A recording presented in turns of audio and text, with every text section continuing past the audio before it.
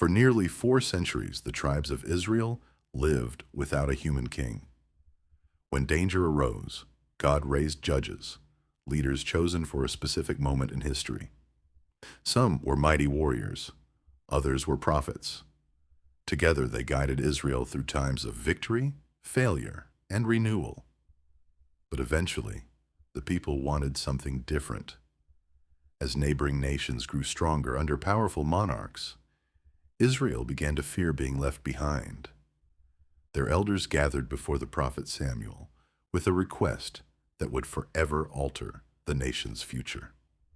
Appoint a king to lead us just like the other nations. Samuel understood what their request truly meant. It was not merely a desire for better leadership. It was a sign that the people were placing their confidence in earthly power instead of God's rule. Still, the Lord allowed their request. From the tribe of Benjamin emerged a man unlike any other in Israel. His name was Saul. Standing taller than everyone around him, Saul possessed the appearance people expected from a king. He was courageous, commanding, and at first, deeply humble. When Samuel anointed him, many believed Israel's brightest days were finally beginning. And for a while, they were. Saul united the scattered tribes against their enemies. He broke the siege of Jabesh-Gilead. He inspired confidence in a nation that had spent generations divided. Israel finally looked like a kingdom. Yet history often turns on moments that appear insignificant at first. The first crack in Saul's reign came not through military defeat, but through impatience. The Philistines had assembled an overwhelming army near Michmash. Their numbers intimidated Israel's soldiers, many of whom deserted before the battle had even begun. Saul waited anxiously for Samuel, who had instructed him to remain at Gilgal until the prophet arrived to offer sacrifices before the fighting commenced. Day after day, the king watched his army shrink. Fear slowly replaced confidence. Convinced that he could wait no longer, Saul crossed a line that had never belonged to him. He offered the sacrifice himself. Moments later, Samuel appeared. The smoke was still rising from the altar. The prophet's disappointment was unmistakable. Saul attempted to explain himself. He spoke of the enemy gathering, of frightened soldiers abandoning their posts, and of the urgency of the moment. But Samuel saw beyond the circumstances. This was never about military strategy. It was about trust. God had asked Saul to wait. The king chose his own judgment instead. Samuel declared that because Saul had rejected the Lord's command, his kingdom would not endure. God had already begun preparing another man to lead his people. At that moment, Saul had no idea who that man was. Neither did Israel. The future king lived far from royal courts and battlefields. He tended sheep in the hills surrounding Bethlehem. Years passed, and Saul remained on the throne. From the outside, little appeared to have changed. But inwardly, the foundation of his kingdom had already begun to crumble. Then came another test. The Amalekites had long been remembered as enemies of Israel. Generations earlier, they had attacked the Israelites during the Exodus, preying upon the weak and vulnerable as God's people journeyed through the wilderness. Now the Lord instructed Saul to carry out judgment against Amalek completely. Nothing was to be spared. The command was clear. Saul won the battle. But once again, he altered God's instructions. Instead of destroying everything, he spared King Agag. He also kept the finest livestock, claiming they would later be offered as sacrifices to the Lord. When Samuel confronted him, Saul insisted he had obeyed. The prophet answered with words that have echoed through history. To obey is better than sacrifice. Religious rituals could never replace faithful obedience. No offering could compensate for a heart unwilling to follow God's commands. Samuel then announced the final judgment. Because Saul had rejected the word of the Lord had rejected him as king. Although Saul would continue ruling for several more years, something had fundamentally changed. The favor that had once rested upon him was gone. His authority remained, his crown remained, his palace remained, but the future no longer belonged to him.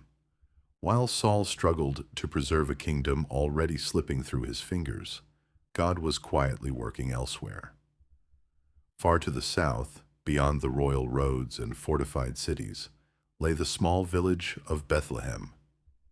It was an ordinary place. Families harvested grain from stone terraces carved into the hillsides. Olive trees stretched across the rocky landscape. Shepherds guided their flocks through the surrounding valleys.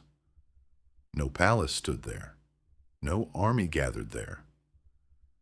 Few outside Judah had reason to notice it at all. Yet history has a way of hiding its greatest turning points in the most unexpected places. Soon, an aging prophet would arrive carrying a whore. His journey would appear to everyone else as a simple religious visit. In reality, he was about to anoint the next king of Israel, and the boy God had chosen wasn't even invited to the family gathering. Silence settled over the hills of Ramah. The prophet Samuel had watched Israel's first king rise with promise, only to fall through repeated disobedience. The man he had once anointed now stood rejected by God, and the weight of that reality rested heavily on the aging prophet's heart. For days, perhaps even weeks, Samuel mourned. He grieved not only for Saul himself, but for what Israel had become. The nation had asked for a king to be like the surrounding nations, and now that king had become a warning rather than an example. Then the Lord interrupted Samuel's sorrow. "How long will you mourn for Saul, since I have rejected him as king over Israel?" God's purpose had not failed. Saul's story was not the end of Israel's future. The Lord commanded Samuel to fill his horn with olive oil, the sacred oil reserved for anointing kings and priests, and travel south to Bethlehem. There, among the sons of a man named Jesse, God had already chosen Israel's next king. Samuel immediately recognized the danger. Saul was still on the throne. Although God had rejected him, he remained the most powerful man in the land. News of Samuel secretly anointing another king would almost certainly be viewed as an act of rebellion. If Saul learned of the journey, Samuel's life would be in danger.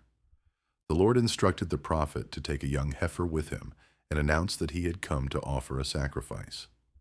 It was a genuine act of worship, but it would also provide the privacy needed for a mission that could not yet be revealed. With the horn of oil carefully packed among his belongings, Samuel began the journey south. The road to Bethlehem wound through the rugged highlands of Judah. Unlike the bustling trade routes that connected powerful kingdoms, these paths crossed rocky ridges, narrow valleys, and small farming communities scattered across the countryside. The landscape was beautiful in its simplicity. Terraced fields climbed the hillsides, where generations of families had cultivated wheat and barley. Ancient olive trees twisted from the limestone soil. Vineyards spread across sunlit slopes, promising another harvest when the season arrived. To most travelers, Bethlehem was simply another village. It sat several miles south of Jerusalem, long before Jerusalem belonged to Israel. At that time, the nearby fortress of the Jebusites still dominated the region. Bethlehem itself possessed no palace, no towering walls, no military importance. Its population likely numbered only a few hundred people.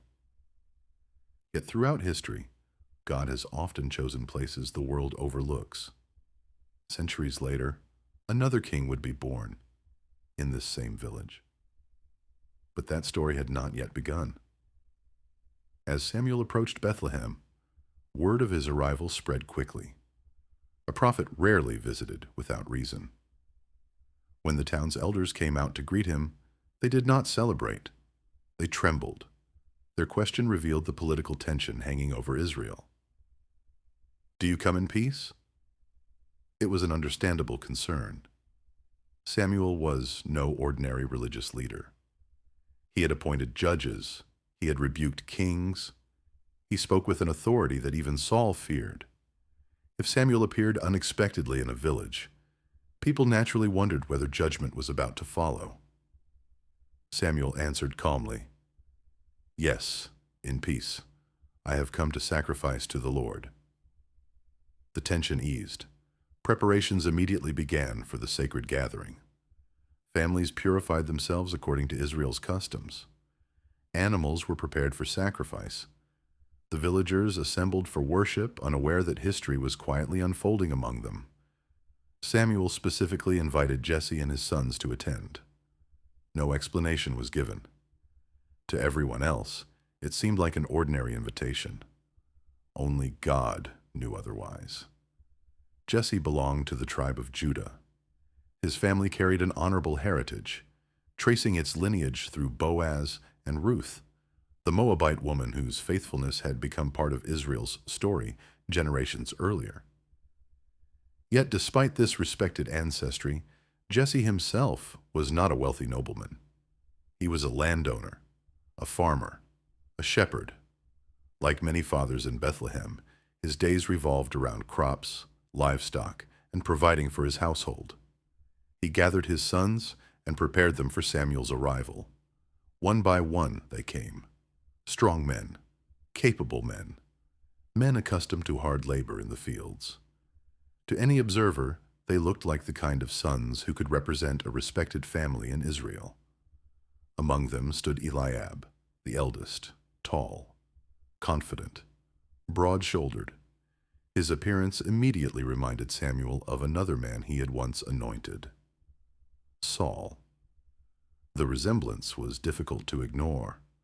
Once again, the oldest son possessed the physical qualities people naturally associated with leadership. For a brief moment, Samuel wondered if God's choice had already become obvious. Surely, this must be the one. But before the prophet could speak, the Lord corrected him. "Do not consider his appearance or his height, for I have rejected him." Then came words that would echo through generations. The Lord does not look at the things people look at. People look at the outward appearance, but the Lord looks at the heart. It was a lesson Israel desperately needed. Their first king had been chosen partly because he looked like a king. Their second would be chosen for an entirely different reason. Jesse called forward his next son. Samuel watched carefully. The Lord remained silent. Another son stepped forward. Again, the answer was no. One after another, Jesse presented 7 of his sons before the prophet. Each seemed worthy by human standards. Each possessed his own strengths. Yet each time, God gave the same answer. Not this one. As the final son stepped aside, an awkward silence settled over the gathering. Samuel looked at Jesse. Something was wrong. God had promised that one of Jesse's sons had been chosen. Yet every son standing before him had been rejected. The prophet finally asked the obvious question, "Are these all the sons you have?" Jesse hesitated. Then he answered almost as an afterthought, "There is still the youngest, but he is tending the sheep." His words revealed more than he probably intended. The youngest son had not even been invited. No one expected Samuel to notice his absence. No one imagined the shepherd boy belonged at a gathering like this. He remained in the fields, faithfully watching sheep, while the rest of his family stood before Israel's greatest prophet. Samuel immediately understood. "Send for him," he said. "We will not sit down until he arrives." Everything stopped. The sacrifice could wait. The meal could wait. The ceremony could wait. History itself seemed to pause while someone hurried into the hills to find the forgotten son. Far beyond the village, a shepherd was still caring for his father's flock. He had no idea that everything was about to change. The next king of Israel was not standing among warriors or princes. He was walking home from the pasture. And before the sun set over Bethlehem, the destiny of an entire nation would quietly pass from one house to another. The gathering in Jesse's home had come to a standstill. 7 sons had stood before the prophet Samuel. 7 times the answer had been the same, not this one. The elders of Bethlehem watched in quiet confusion. Jesse himself could scarcely understand what was happening. Every son he believed worthy had been rejected. Now everyone waited for the youngest. A messenger hurried through the winding paths that climbed beyond the village, where the grazing fields stretched across the hills of Judah. Far from the ceremony, the youngest son of Jesse continued his ordinary work. His world was simple. The sheep depended on him for food, water, and protection. Every day, he searched for fresh pasture beneath the blazing Middle Eastern sun. Every evening, he guided the flock safely back before darkness covered the hills. Life as a shepherd demanded patience. It meant long hours alone. It meant sleeping under open skies, listening for the distant howl of predators, and watching for thieves who sought easy prey. Few people admired the profession. Shepherds occupied one of the lowest places in society. Their work was dirty, demanding, and often lonely. Yet those quiet fields became a classroom, unlike any palace could offer. Among the sheep, David learned responsibility. He learned courage. He learned to protect the weak without expecting applause. Most importantly, he learned to depend on God in silence, where no audience could see his faith. He did not know it then, but those lonely hills were preparing him for a throne. Eventually, the messenger reached him. Samuel was waiting. His father wanted him home immediately. No explanation was given. David gathered the flock into safe hands before making his way toward Bethlehem. He likely wondered what could be so urgent. Perhaps another family celebration? Perhaps a sacrifice? Perhaps Samuel simply wished to bless Jesse's household. The thought that Israel's greatest prophet had come searching specifically for him would have seemed impossible. As David approached the house, every eye turned toward the doorway. The shepherd entered, still carrying the appearance of someone who had spent the day outdoors. The scriptures describe him as healthy, with bright eyes and a handsome appearance. He possessed the strength that came from years of physical labor rather than military training. He was still little more than a teenager. Many historians estimate that David was somewhere between 13 and 17 years old. To the people gathered inside, he looked exactly like what he was, a shepherd, the youngest son, the one nobody expected. Yet the moment Samuel saw him, the Lord spoke, "Rise and anoint him. This is the one." There was no hesitation, no further examination, no discussion. God had already made his choice. Samuel stepped forward carrying the horn filled with sacred oil. The room fell silent. Jesse watched in disbelief. David's older brothers stood frozen, unable to understand what was happening before their eyes. One by one, they had expected honor. Instead, the youngest had been chosen. Samuel poured the oil upon David's head. It flowed across his hair and down his face, marking him before everyone present. The fragrance of olive oil mixed with spices filled the room. It was the same sacred anointing used for priests and kings. But unlike Saul's public coronation years earlier, there were no cheering crowds, no trumpets, no royal proclamation, no throne waiting nearby. Only a small gathering inside a humble home in Bethlehem. History had just changed direction. Almost no one knew it. The Bible tells us that from that day forward, the Spirit of the Lord came powerfully upon David. Those words carried enormous significance. The anointing itself did not make David king overnight. Instead, it marked the beginning of God's work within him. The shepherd's greatest battles still lay ahead. Years would pass before he wore a crown, But heaven had already declared what earth had not yet recognized. God had chosen his king. The contrast between Saul and David could not have been greater. Saul had been selected because the people desired a king who looked impressive.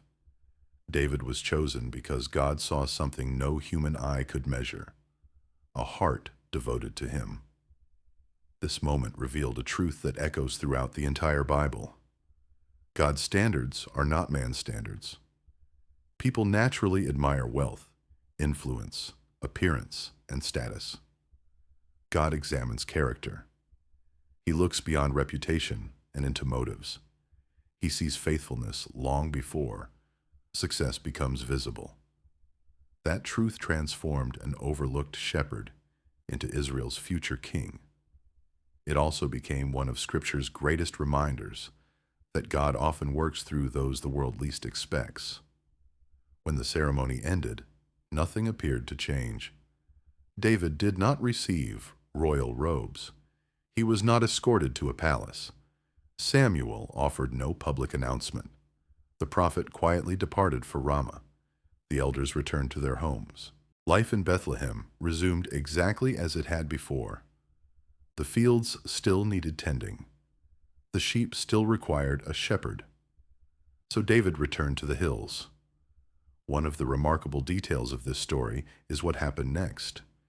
He simply went back to work. No celebration, no special treatment, no immediate promotion. The boy who had secretly been anointed king spent the next morning doing exactly what he had done the day before, watching sheep. This waiting season became one of the greatest lessons of David's life. God had revealed his future, but not his timing. Many people would have rushed ahead, eager to claim the promise. David did not.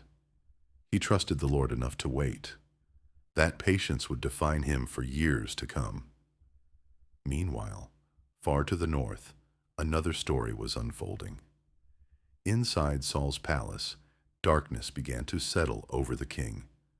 The scriptures describe how the Spirit of the Lord departed from Saul, and he became deeply troubled.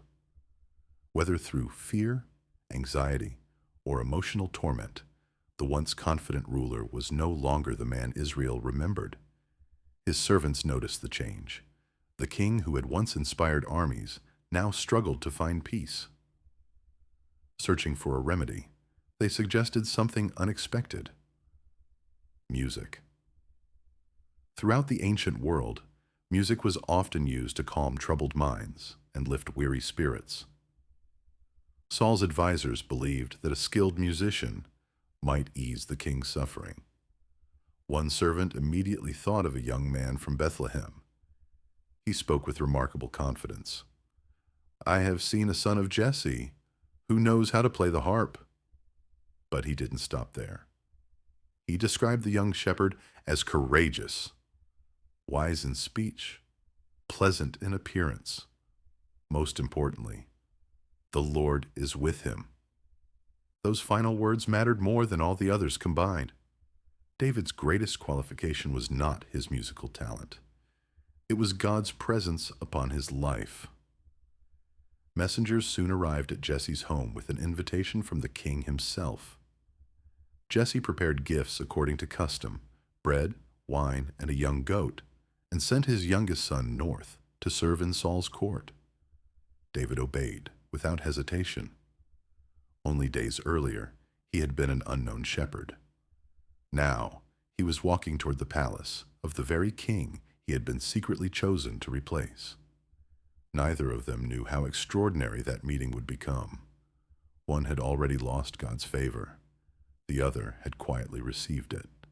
Their paths were about to cross, not on a battlefield, not in a struggle for power, but through the gentle sound of a shepherd's harp. Neither Saul nor David realized it then. But the story of Israel was entering a new chapter. The shepherd had left the fields, and destiny was leading him straight into the king's house. The road from Bethlehem to Gibeah was not especially long, yet for David it marked the beginning of a journey that would change his life forever. Leaving behind the familiar hills where he had spent countless days tending his father's sheep, the young shepherd now traveled north toward the seat of Israel's government. Every step carried him farther from the quiet life he had always known and closer to a destiny only God fully understood. He had no army, no title, no reputation beyond the hills of Judah. Only a harp, a shepherd's staff, and a heart that had learned to trust God in solitude. He could not have known that he was walking into the service of the very king whose crown had already been promised to him. Gibeah stood in stark contrast to Bethlehem. Perched upon a defensible hill, the city served as Saul's royal residence and military headquarters. Soldiers moved through its streets. Officials came and went with reports from every corner of Israel. Messengers carried news of border conflicts, harvests, and political affairs. It was the center of a young kingdom still finding its footing.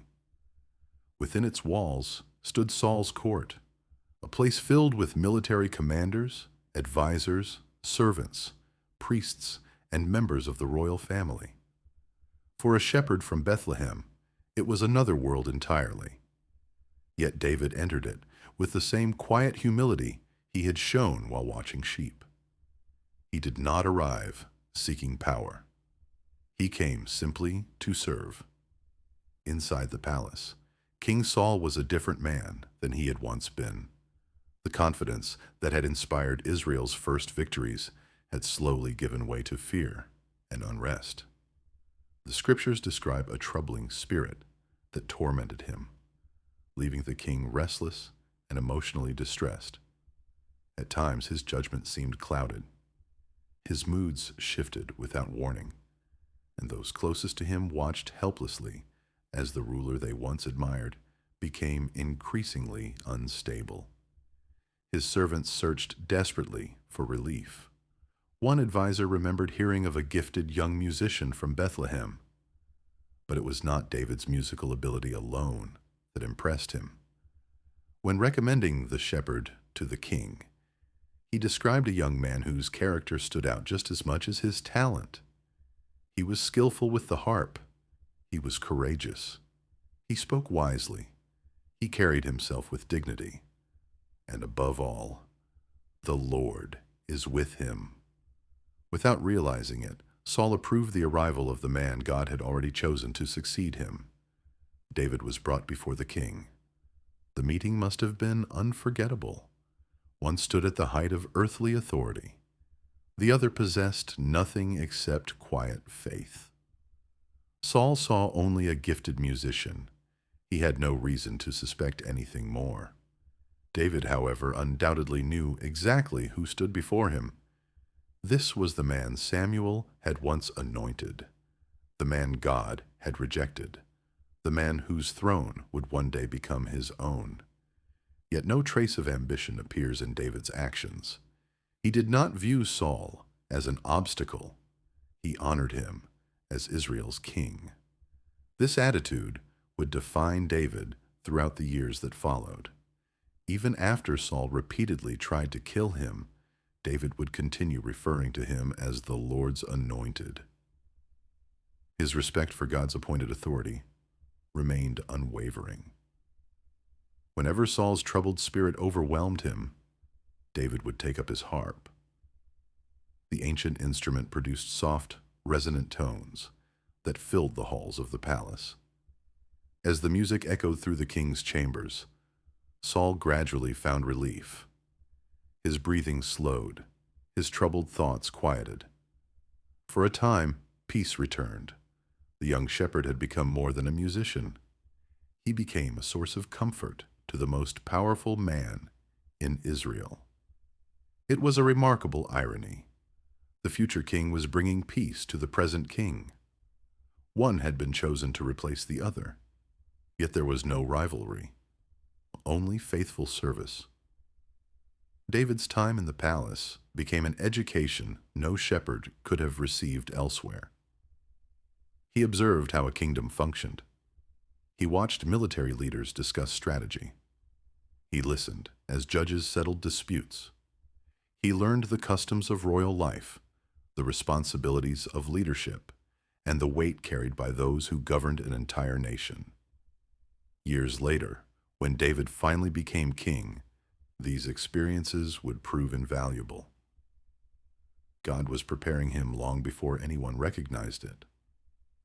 The palace became another classroom. The wilderness had taught him dependence. Now the court would teach him leadership. Despite spending time in Saul's service, David did not remain at the palace permanently. The biblical account suggests that he regularly returned to Bethlehem to care for his father's flock. His life became divided between two very different worlds. One day, he stood among soldiers and nobles.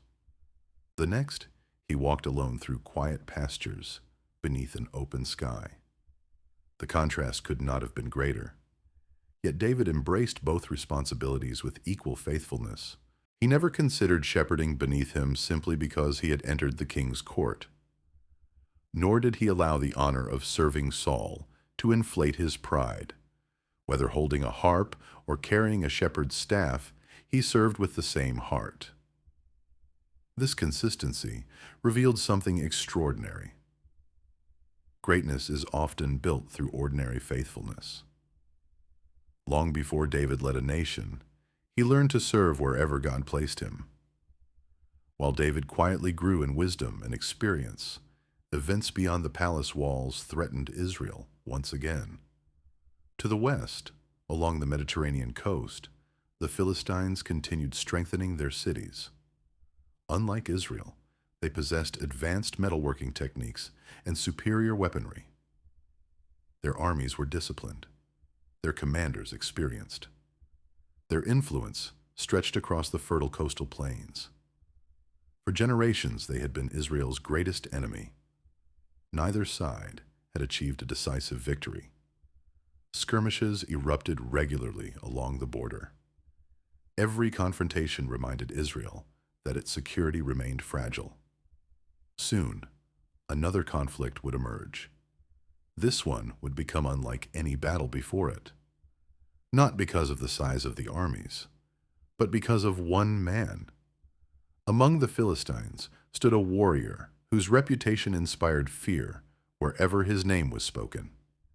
He came from the city of Gath, a city renowned for producing formidable fighters.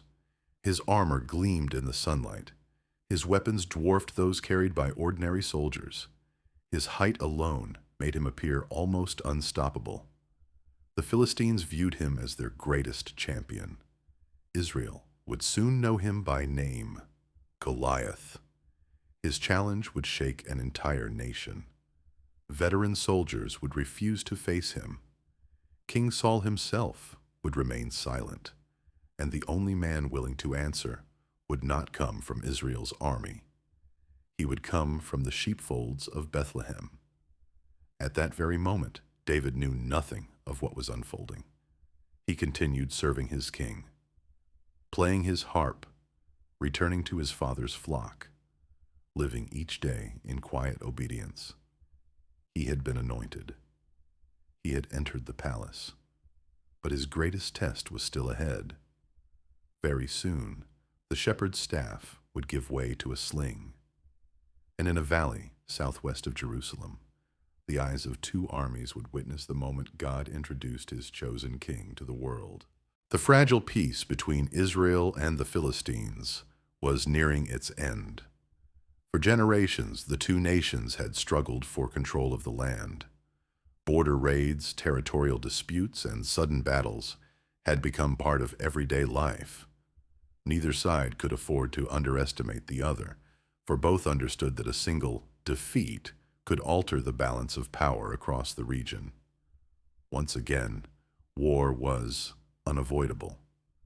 The Philistine army marched eastward from the coastal plain, advancing through the valleys that cut into the hill country of Judah. Their destination was a broad valley known as Elah, a natural corridor that served as one of the main approaches into Israel's territory. If the Philistines captured it, the road into the heart of Judah would lie open. King Saul responded immediately. Israel's army assembled and marched south to intercept the advancing enemy before they could move any farther inland. Soon, two armies stood facing one another. Between them stretched the valley of Elah. The landscape itself shaped the coming conflict. A shallow stream wound through the valley floor, cutting a narrow path between two rocky hillsides. On one ridge stood the Philistine army. Across the valley, Israel occupied the opposite slope. Neither army wished to surrender the advantage of higher ground. To charge downhill meant exposing soldiers to enemy arrows and spears before they could even reach the opposing line. Both commanders understood the danger, and so they waited. Day after day. Neither side moved. The silence before battle became almost unbearable. Soldiers sharpened their weapons. Watchmen scanned the opposing camp. Campfires burned through the cool nights, while uncertainty settled over every tent. Then the Philistines proposed something unusual. Instead of risking thousands of lives in a massive battle, they offered a challenge rooted in ancient warfare. One champion from each side would fight alone. The outcome would determine the fate of both armies.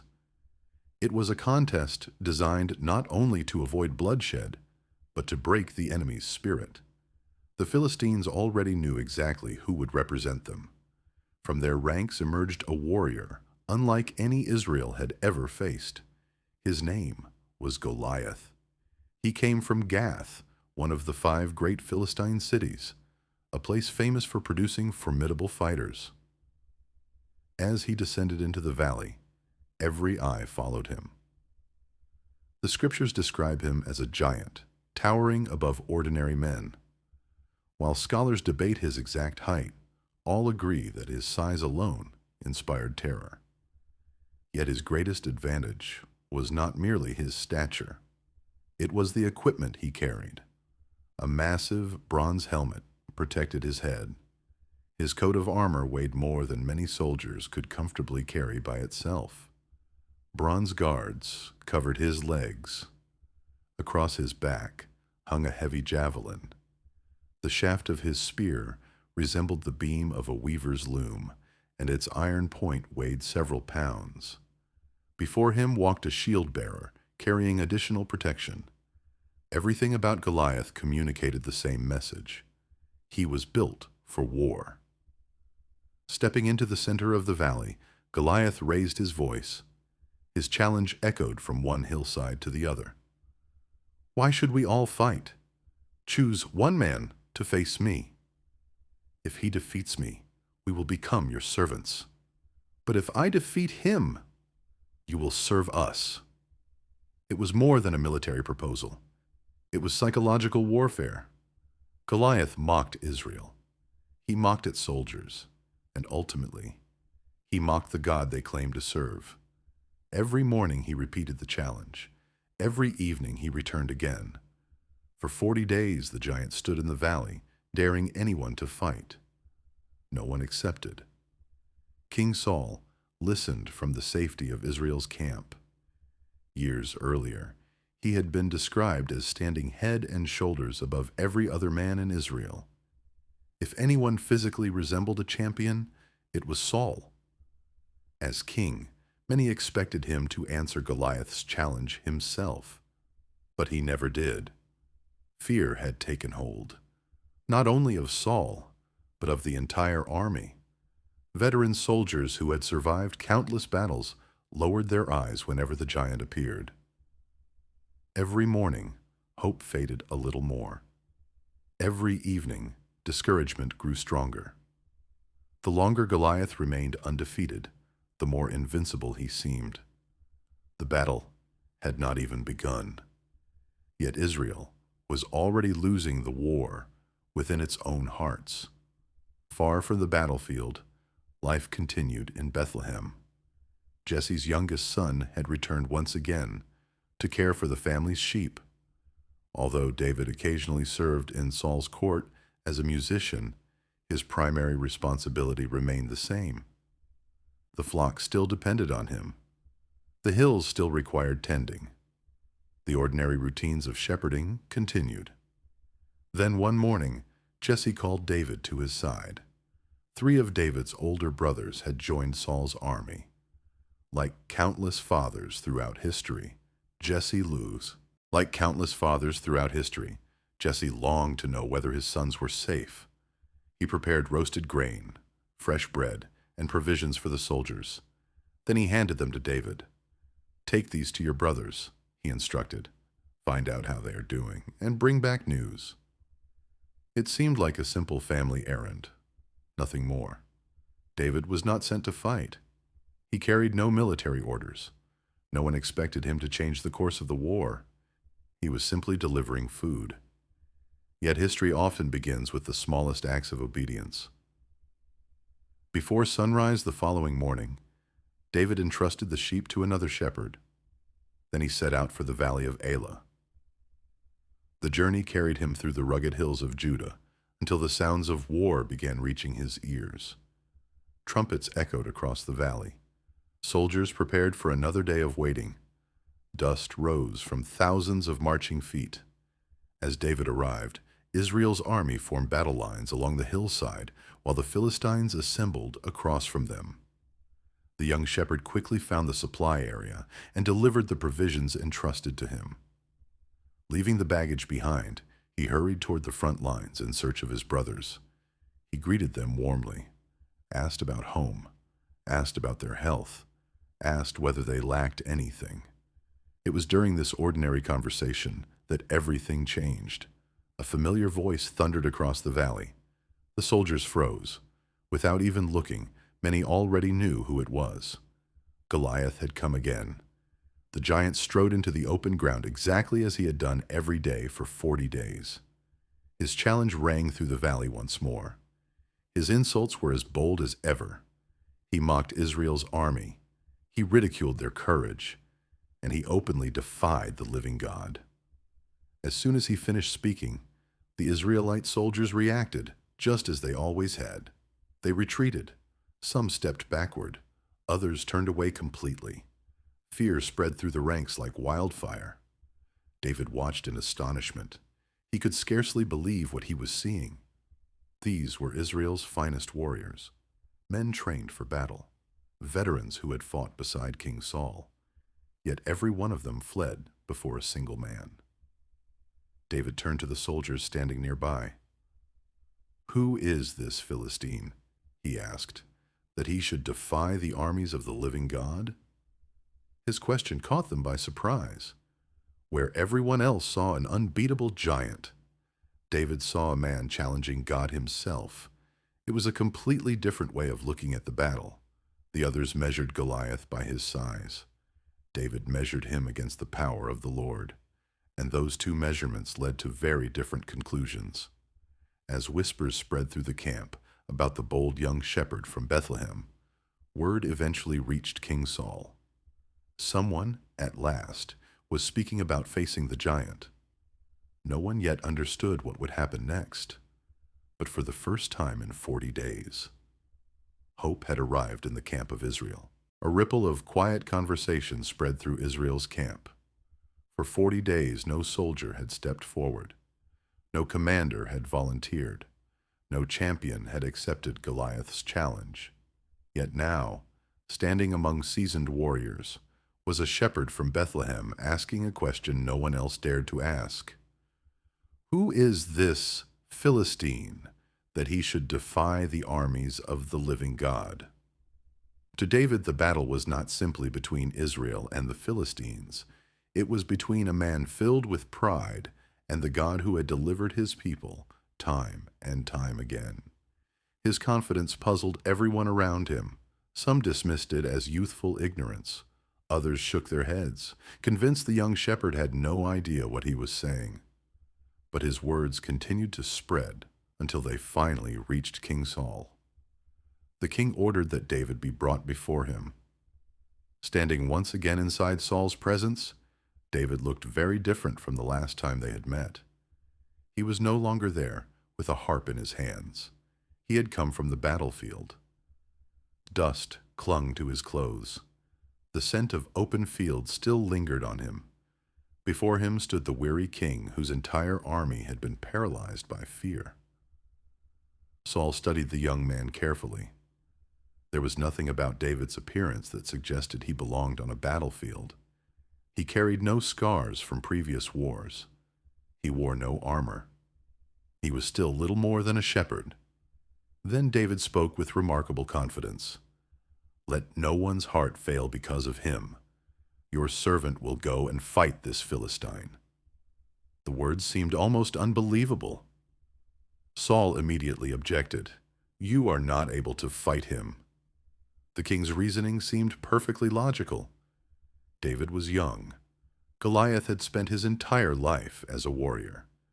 The contest appeared hopeless before it even began, but David's confidence did not rest upon his own strength. It rested upon what God had already done. With calm conviction, David began sharing experiences few people knew about. While tending his father's sheep, danger often emerged without warning. Predators stalked the hills surrounding Bethlehem. Among them were lions and bears, both capable of devastating an unprotected flock. David recalled the terrifying moments when one of those animals would seize a lamb and attempt to disappear into the wilderness. Most shepherds would have accepted the loss. David did not. He pursued the predator. When necessary, he struck it. If the beast turned against him, he fought until the sheep was rescued. Again and again, God had preserved his life. These victories had not been won before cheering crowds. No song celebrated them. No armies witnessed them. Only God had seen the courage of the young shepherd. Those hidden battles had prepared David for this public one. Then he spoke the words that revealed the source of his confidence. "The Lord who rescued me from the paw of the lion and the paw of the bear will rescue me from the hand of this Philistine." David did not claim to be fearless. He claimed to know a faithful God. Saul listened in silence. Perhaps he saw something in David's eyes that reminded him of his own younger years. Perhaps he recognized a faith he himself had once possessed. Whatever the reason, the king finally gave his permission. "Go, and may the Lord be with you." Before David left, Saul attempted to prepare him for battle. Servants brought the king's own armor. A bronze helmet was placed upon David's head. Heavy armor covered his chest. A sword hung from his side. For a moment, the shepherd stood dressed like a soldier. Then he tried to walk. The weight slowed every movement. The equipment felt unfamiliar. David had never trained in armor. He stopped. Quietly, he removed each piece. The helmet came off. The breastplate followed. The sword was returned. He looked once again like the shepherd who had arrived that morning. "I cannot go in these," David explained. "I am not used to them." Some might have viewed this decision as reckless. In reality, it demonstrated wisdom. David refused to imitate someone else. He would fight with the gifts and experience God had already given him. Leaving the camp behind, David walked toward the valley alone. The morning sun reflected from Goliath's armor as the giant waited below. Between them flowed the small brook that crossed the valley of Elah. David paused beside its waters. He knelt. Carefully selecting 5 smooth stones, he placed them inside his shepherd's pouch. To most observers, the stones seemed insignificant. Against swords and spears, they appeared almost laughable. Yet David understood the weapon in his hand. A shepherd's sling was far more than a simple strip of leather. In skilled hands, it became a deadly instrument capable of launching a stone with astonishing speed and accuracy. Years of protecting sheep had made David an expert. Thousands of hours of practice had prepared him for this single moment. Again, God had used ordinary responsibilities to prepare his seer, vaunt for an extraordinary purpose.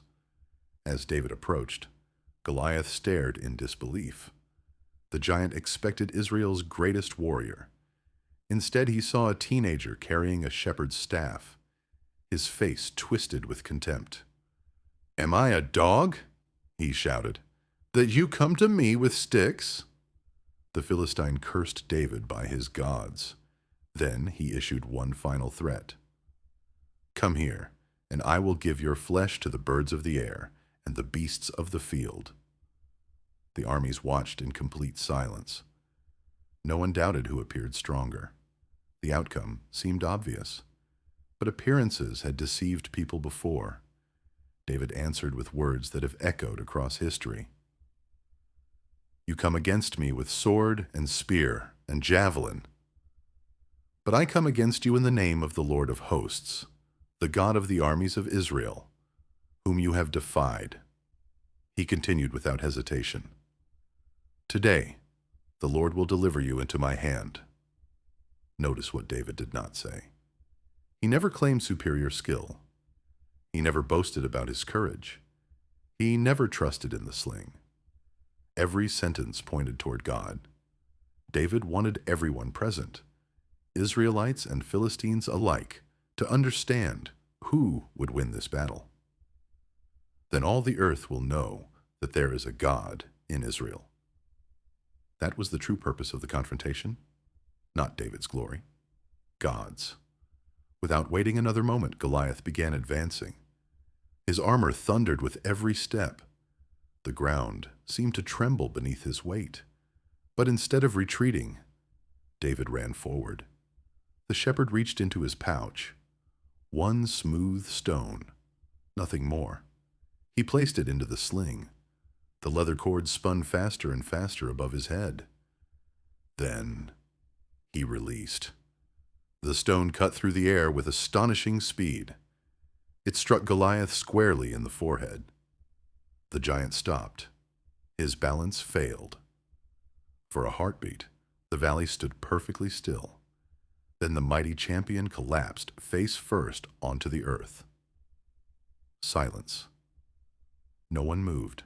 The impossible had happened. David hurried toward the fallen warrior. He carried no sword of his own.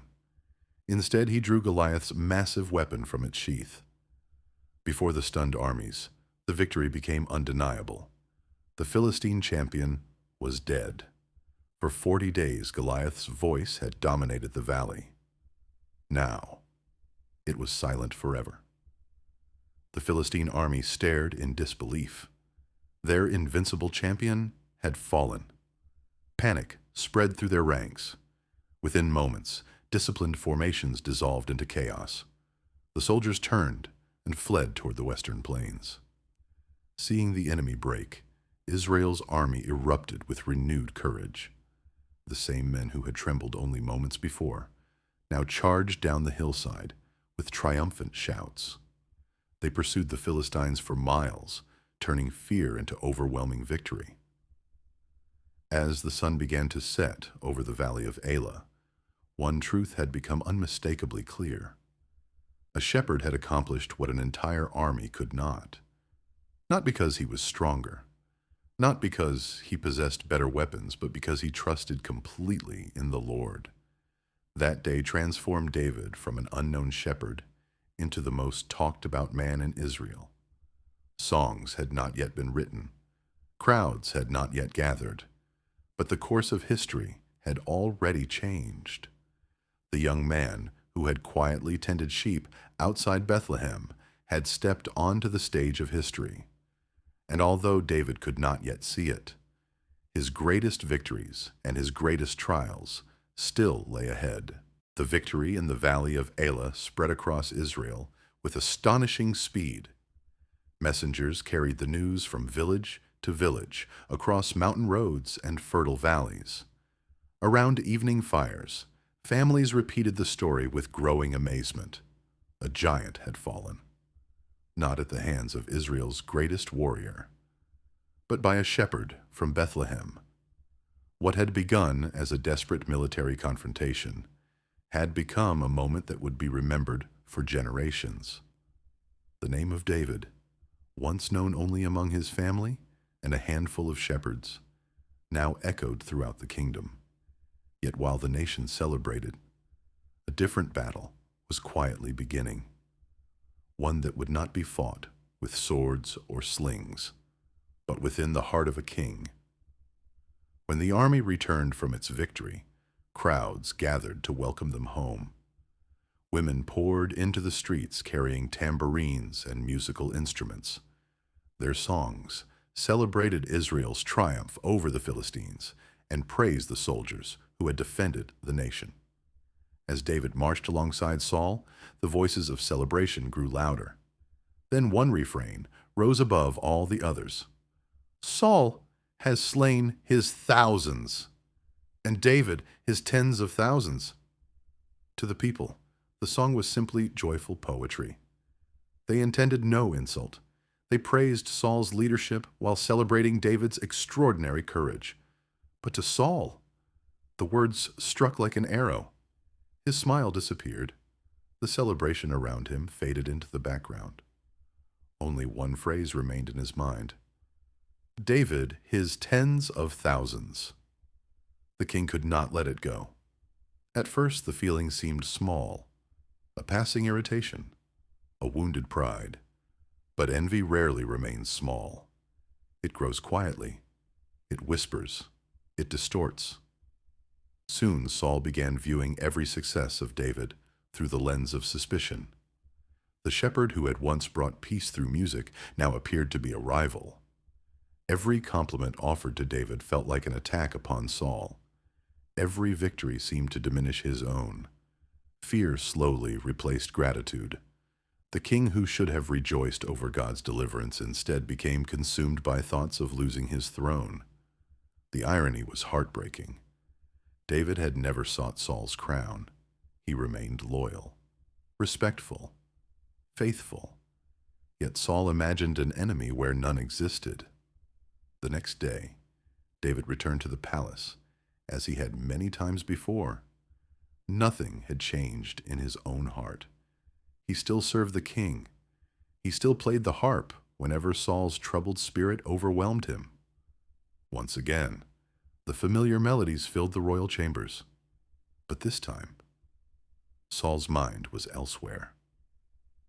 As David played, the king tightened his grip around a spear resting beside his throne. His thoughts darkened, without warning. Saul hurled the spear across the room. It flew toward David with deadly force. Instinctively, the young musician moved aside. The weapon slammed into the wall behind him. For a moment, silence filled the chamber. David looked at the king in disbelief. Perhaps he hoped it had been an accident. But then Saul reached for the spear again. A second time he threw it. Again David escaped. The message could no longer be ignored.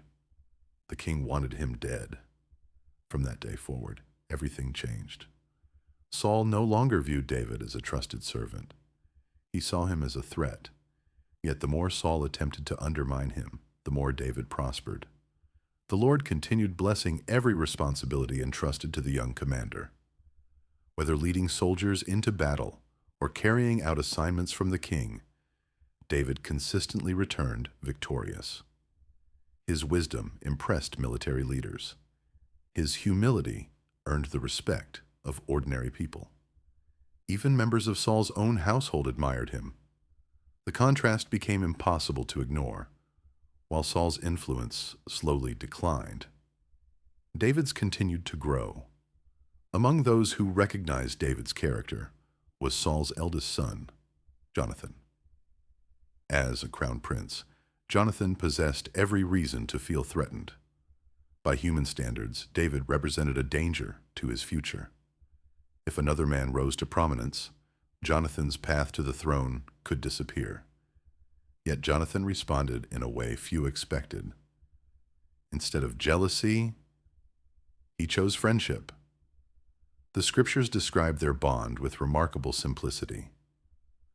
The soul of Jonathan was knit to the soul of David. Their friendship rested upon something deeper than shared victories. Both men possessed sincere faith. Both valued honor above ambition. Both desired God's will more than personal advancement. Jonathan recognized what his father refused to see. God's hand rested upon David. Rather than resisting that reality, he embraced it. One day, Jonathan performed an extraordinary act. He removed his royal robe and placed it upon David. Then he handed him his armor, his sword, his bow, his belt. In the ancient world, such gifts carried profound meaning.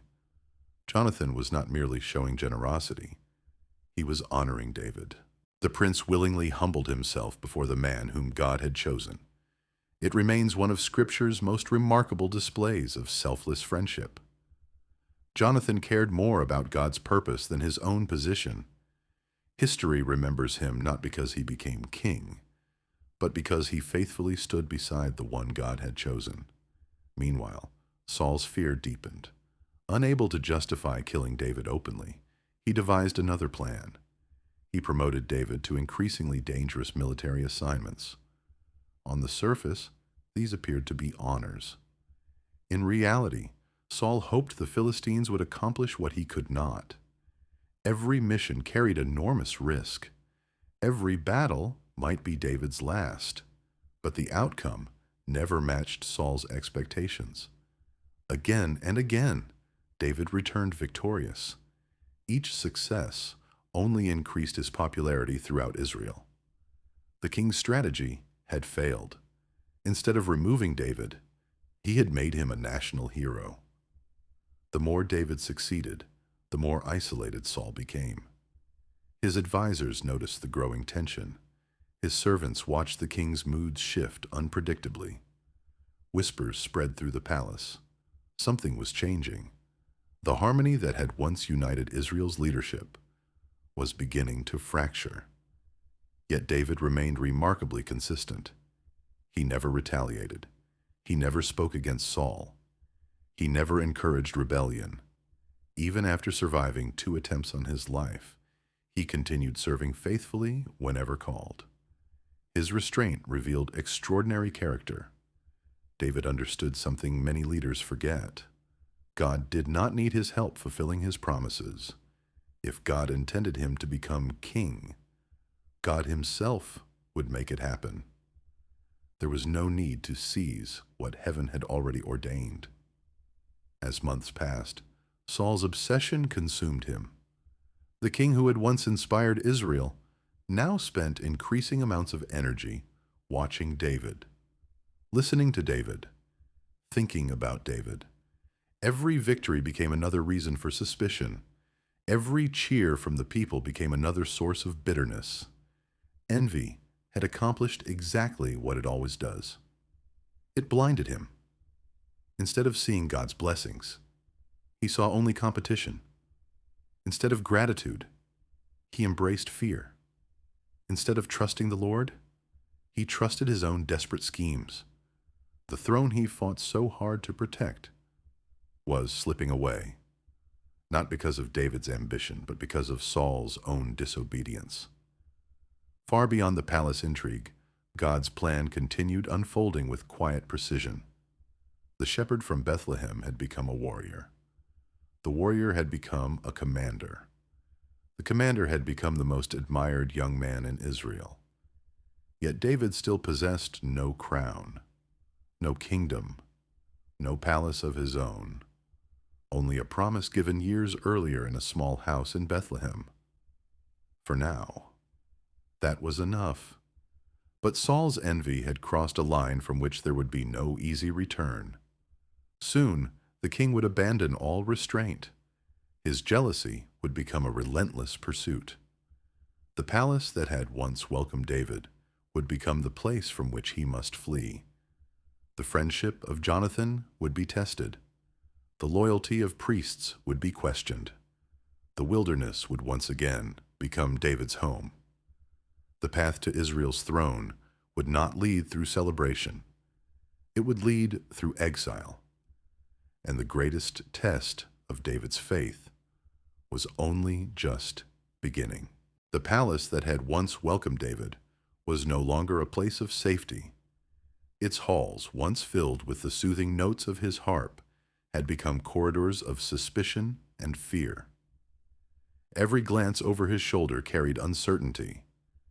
Every summons from King Saul raised a troubling question. Would this be another assignment, or another attempt on his life? David remained loyal to the king, but Saul's jealousy had grown beyond reason. What had begun as wounded pride had become a dangerous obsession. The shepherd who had defeated Goliath was now the most hunted man in Israel. Yet before the wilderness became his refuge, one final bond within the palace would shape the years ahead. Jonathan, the king's eldest son, could no longer ignore what was happening. He had witnessed his father's growing hostility. He had heard the whispers among the servants. He had watched David narrowly escape death more than once. The truth was impossible to deny. Saul intended to kill him. Jonathan refused to believe that justice had vanished completely from his father's heart. Determined to intervene, he spoke openly with the king. He reminded Saul of David's unwavering loyalty. He spoke of the victories God had accomplished through him. He recalled the day David stood alone before Goliath, while the entire army watched in fear. Why should you sin against innocent blood by killing David without cause? For a brief moment, Saul listened. His anger subsided.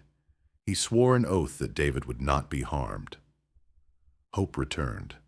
David came back into the king's service, believing perhaps the worst had finally passed. But peace would prove painfully short-lived. War erupted once more between Israel and the Philistines. David again led Israel's forces into battle. Once again, the Lord granted him remarkable success. The enemy retreated. The people celebrated. And once again, Saul's jealousy returned stronger than before. As David played the harp inside the palace, the king's troubled thoughts overwhelmed him. Without warning, Saul seized his spear and hurled it across the room. This time, there could be no misunderstanding. David moved just in time as the spear struck the wall behind him. He fled into the night. He never again lived safely within Saul's palace. Back at his home, David found little comfort. Saul quickly sent soldiers to surround the house, ordering them to wait until morning before carrying out the execution. Escape seemed impossible. Inside the house, David's wife, Michal, the daughter of Saul, recognized the danger immediately. She knew her father's determination. If David remained until dawn, he would almost certainly die. Working quickly, she lowered him through a window under the cover of darkness. While David disappeared into the night, Michal arranged pillows beneath blankets to resemble a sleeping figure. When Saul's messengers entered the house the following morning, they believed David was ill. Only after it was too late did they discover the deception. By then, the shepherd had vanished. David fled to Ramah, seeking the one man who had first anointed him years earlier. Samuel welcomed him. Together they stayed at Naioth, where a community of prophets devoted themselves to worship and instruction. It seemed like a place where Saul might hesitate to spill innocent blood. Instead, the king sent messengers to capture David. Yet something extraordinary happened. As the soldiers approached the gathering of prophets, the Spirit of God came upon them. Rather than arresting David, they began prophesying. Saul sent another group. The same thing happened. A third group followed. Again, God's Spirit intervened. Finally, Saul himself set out. Yet before reaching David, even the king found himself overwhelmed by the power of God. The man who had come to kill God's servant was forced to stop. Humbled before the Lord, he had repeatedly resisted. For a brief moment, David witnessed a powerful reminder. No earthly king could overcome God's sovereign purpose. Still uncertain of Saul's intentions, David sought Jonathan one final time. The two friends met secretly in a field outside the city. David's voice carried both confusion and sorrow. "What have I done?" he asked. "What is my crime?" Jonathan struggled to answer. Part of him still hoped his father might change. Part of him feared the truth David already knew. Together, they devised a plan. The annual New Moon Festival was approaching. David would deliberately miss the royal banquet. Jonathan would carefully observe Saul's reaction. If the king responded calmly, David could safely return. But if Saul erupted in anger, the answer would be unmistakable. The feast began. David's place at the table remained empty. On the first day, Saul said nothing. Perhaps he assumed David had become ceremonially unclean. But when the second day arrived and David was still absent, the king demanded an explanation. Jonathan calmly replied that David had asked permission to visit his family in Bethlehem for a sacrifice. The response ignited Saul's fury. His face burned with rage. In front of everyone present, he accused Jonathan of betraying his own family. Then, in a shocking display of anger, Saul lifted his spear against his own son. Jonathan barely escaped. At that moment, every lingering doubt disappeared. David was no longer merely unwelcome. He was marked for death. The following morning, Jonathan went to the agreed location outside the city. A young servant accompanied him. Taking his bow, Jonathan fired several arrows beyond the boy. Then he shouted the coded message David had been waiting to hear. "The arrows are beyond you." Those words meant only one thing. Run. Do not return. You are no longer safe. After sending the servant away, Jonathan and David met privately. The two friends embraced. Neither knew if they would ever see each other again. David wept. Jonathan wept. But before parting, they renewed the covenant they had made before God. Jonathan knew something few others understood. David would one day become king. And Jonathan accepted God's will without bitterness. It was one of the greatest acts of humility recorded in Scripture. The rightful heir to the throne willingly blessed the man who would inherit it instead. From that day forward, David became a fugitive.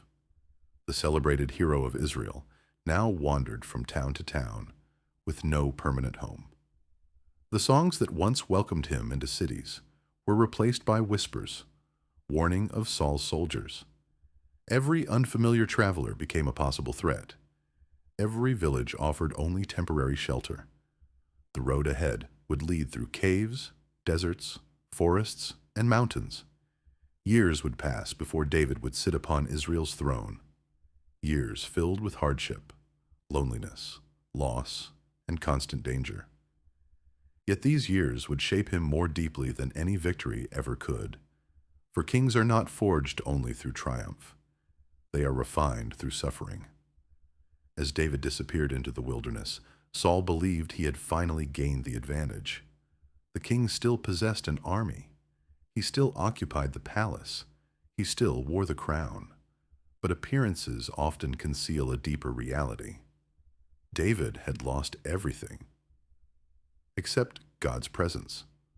Saul had retained everything, except God's favor. Only one of those losses truly mattered. The wilderness would become David's home. It would also become the place where his faith was tested, his leadership matured, and his character refined. The throne still lay far in the distance, but the God who had chosen the shepherd in Bethlehem had not forgotten his promise. And in the lonely silence of the desert, that promise would become David's greatest source of hope. The wilderness became David's new home. Gone were the stone walls of the royal palace. Gone were the songs of celebration that once welcomed Israel's champion. Now his days were marked by towering cliffs, barren hills, and endless uncertainty. Each sunrise brought new dangers, and each sunset offered only temporary relief. David had become an outlaw, not because he had betrayed his nation, not because he had rebelled against the king, but because Saul could no longer distinguish between loyalty and imagined betrayal. Yet even in exile, God had not abandoned his servant. In the lonely places of the wilderness, David's greatest lessons were only beginning. Word of David's whereabouts spread quietly throughout Israel. Men who were burdened by debt, oppressed by injustice, or disillusioned with Saul's leadership began seeking him out. One by one, they arrived at the rugged stronghold known as the Cave of Adullam. At first, they seemed like an unlikely company. They were not decorated soldiers. They were not wealthy nobles. Many had little to lose. Yet David welcomed them. What began as a handful of followers soon grew into hundreds. They learned to survive together. They trained together. They trusted one another. Without realizing it, David was leading a kingdom long before he ever possessed one. These men would eventually become known as David's mighty warriors, some of the most courageous fighters in Israel's history. But first, they had to learn faith in the wilderness. Despite gathering loyal followers, David remained deeply concerned for his family.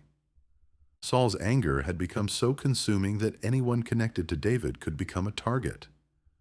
To protect his aging parents, David journeyed east across the Jordan River to the land of Moab. There, he appealed to the king. "Please, let my father and mother stay with you until I know what God will do for me." It was a humble request. David did not know how long his exile would last. He did not know when, or even if, he would return. His future rested entirely in God's hands. After ensuring his parents were safe, David returned once more to the wilderness. Life as a fugitive demanded constant movement. The prophet Gad soon brought David a message from the Lord. "Do not remain in the stronghold. Go into the land of Judah." The instruction may have seemed surprising. Leaving a secure hiding place appeared dangerous, yet David had learned something during his years as a shepherd. God's guidance was safer than human reasoning. He obeyed immediately. This pattern would define his leadership. Again and again, David sought God's direction before making important decisions. Unlike Saul, who increasingly relied upon his own judgment, David consistently turned first to the Lord. Meanwhile, Saul's obsession deepened. One day, seated beneath a tamarisk tree with his spear in hand, the king addressed his officials. His words revealed how completely suspicion had consumed him. He accused everyone around him of conspiracy. He believed even his own servants were hiding information. Most painful of all, he believed Jonathan had chosen David over his own father. Fear had isolated the king. No longer did he see faithful servants. He saw only potential traitors. The throne had become a prison built by his own jealousy. It was then that a man named Doeg the Edomite stepped forward. Doeg served as Saul's chief shepherd. He informed the king that he had seen David visiting the priests at Nob. According to Doeg, the high priest Ahimelech had provided David with food and the sword of Goliath. Saul's anger exploded. Without hesitation, he summoned the priests. When Ahimelech arrived, he answered honestly. He had believed David was still serving the king. Why would he suspect otherwise? David had long been one of Saul's most trusted servants. The priest had acted in good faith, but Saul refused to listen. Blinded by fear, he accused the priests of treason. Then he issued one of the darkest commands of his reign. He ordered their execution. The king's guards stood frozen. These were priests of the Lord, men devoted to worship rather than war. No Israelite soldier was willing to raise his sword against them. Only Doeg obeyed. That day, 85 priests lost their lives. The town of Nob was devastated. Families who had faithfully served God became victims of Saul's paranoia. It was one of the most tragic moments in Israel's history. Yet one man escaped. Abiathar, the son of Ahimelech, fled into the wilderness and found David. When he arrived, he brought heartbreaking news. David listened in silence. Grief filled his heart. He knew that Saul's hatred toward him had led to the destruction of innocent lives. David accepted responsibility where he could. "I am responsible for the death of your father's whole family," he said. Then he offered Abiathar protection. "Stay with me. The man seeking your life is seeking mine also. You will be safe with me." From that day forward, Abiathar remained beside David, later serving as one of Israel's high priests. Soon afterward, urgent news reached David. The Philistines were attacking the town of Keilah, plundering its harvest. Although David himself remained a fugitive, he did not ignore the suffering of his fellow Israelites. Instead, he sought God's guidance. "Shall I attack the Philistines?" The Lord answered, "Go." David's men hesitated. "If we are afraid here in Judah," they argued, "how much more should we fear attacking a Philistine army?" Again, David prayed. Again, God confirmed his command. Trusting the Lord, David led his men into battle. The victory was decisive. The Philistines fled. Keilah was saved. Ironically, the outlaw rescued the very nation whose king hunted him. When Saul learned David had entered the fortified town, he believed the opportunity he had been waiting for had finally arrived. A city surrounded by walls could become a trap. Gathering his army, Saul prepared to march against Keilah. David once more turned to God. Through Abiathar and the sacred ephod, he asked two questions. "Will Saul come?" The Lord answered, "He will." Then David asked, "Will the people of Keilah hand me over?" Again the answer came, "They will." The response must have been deeply painful. David had just risked his life to save the city, yet fear would lead its people to betray him. Without bitterness, David gathered his 600 men and quietly departed before Saul arrived. Another escape. Another reminder that God continued guiding every step. Months passed. David moved from one wilderness refuge to another. The rocky hills of Ziph became one of his temporary hiding places. There, Jonathan secretly came to encourage his friend. Their meeting was filled with quiet hope. Jonathan strengthened David's confidence in the Lord. Then he spoke words of remarkable faith. "Do not be afraid. You will be king over Israel, and I will be second to you." Jonathan knew what his father refused to accept. God's plan could not be stopped. The two friends renewed their covenant before parting once more. It would be their final meeting recorded in Scripture. Not everyone shared Jonathan's loyalty. The people of Ziph secretly informed Saul of David's location. The king immediately mobilized his forces. Thousands of soldiers entered the wilderness. Once again, David found himself fleeing through barren mountains and narrow ravines. At one point, Saul's army closed in from one side, while David escaped along the other. Capture seemed inevitable. Then, at the very moment Saul believed victory was within reach, a messenger arrived. The Philistines had launched another invasion. The king had no choice. He abandoned the pursuit and marched away to defend Israel. David watched as his greatest enemy disappeared over the horizon. It was not luck. It was providence. Once again, God had delivered his servant without David lifting a sword. From there, David traveled to the rocky wilderness of En-Gedi, where towering limestone cliffs overlooked the western shore of the Dead Sea. Hidden among countless caves, David and his men found temporary refuge. They could not know it then. But one of those caves was about to become the setting for one of the greatest tests of David's character. The throne of Israel would soon lie within his reach. All he had to do was take it. From that day forward, Abiathar remained beside David, later serving as one of Israel's high priests. Soon afterward, urgent news reached David. The Philistines were attacking the town of Keilah, plundering its harvest. Although David himself remained a fugitive, he did not ignore the suffering of his fellow Israelites. Instead, he sought God's guidance. "Shall I attack the Philistines?" The Lord answered, "Go." David's men hesitated. "If we are afraid here in Judah," they argued, "how much more should we fear attacking a Philistine army?" Again, David prayed. Again, God confirmed his command. Trusting the Lord, David led his men into battle.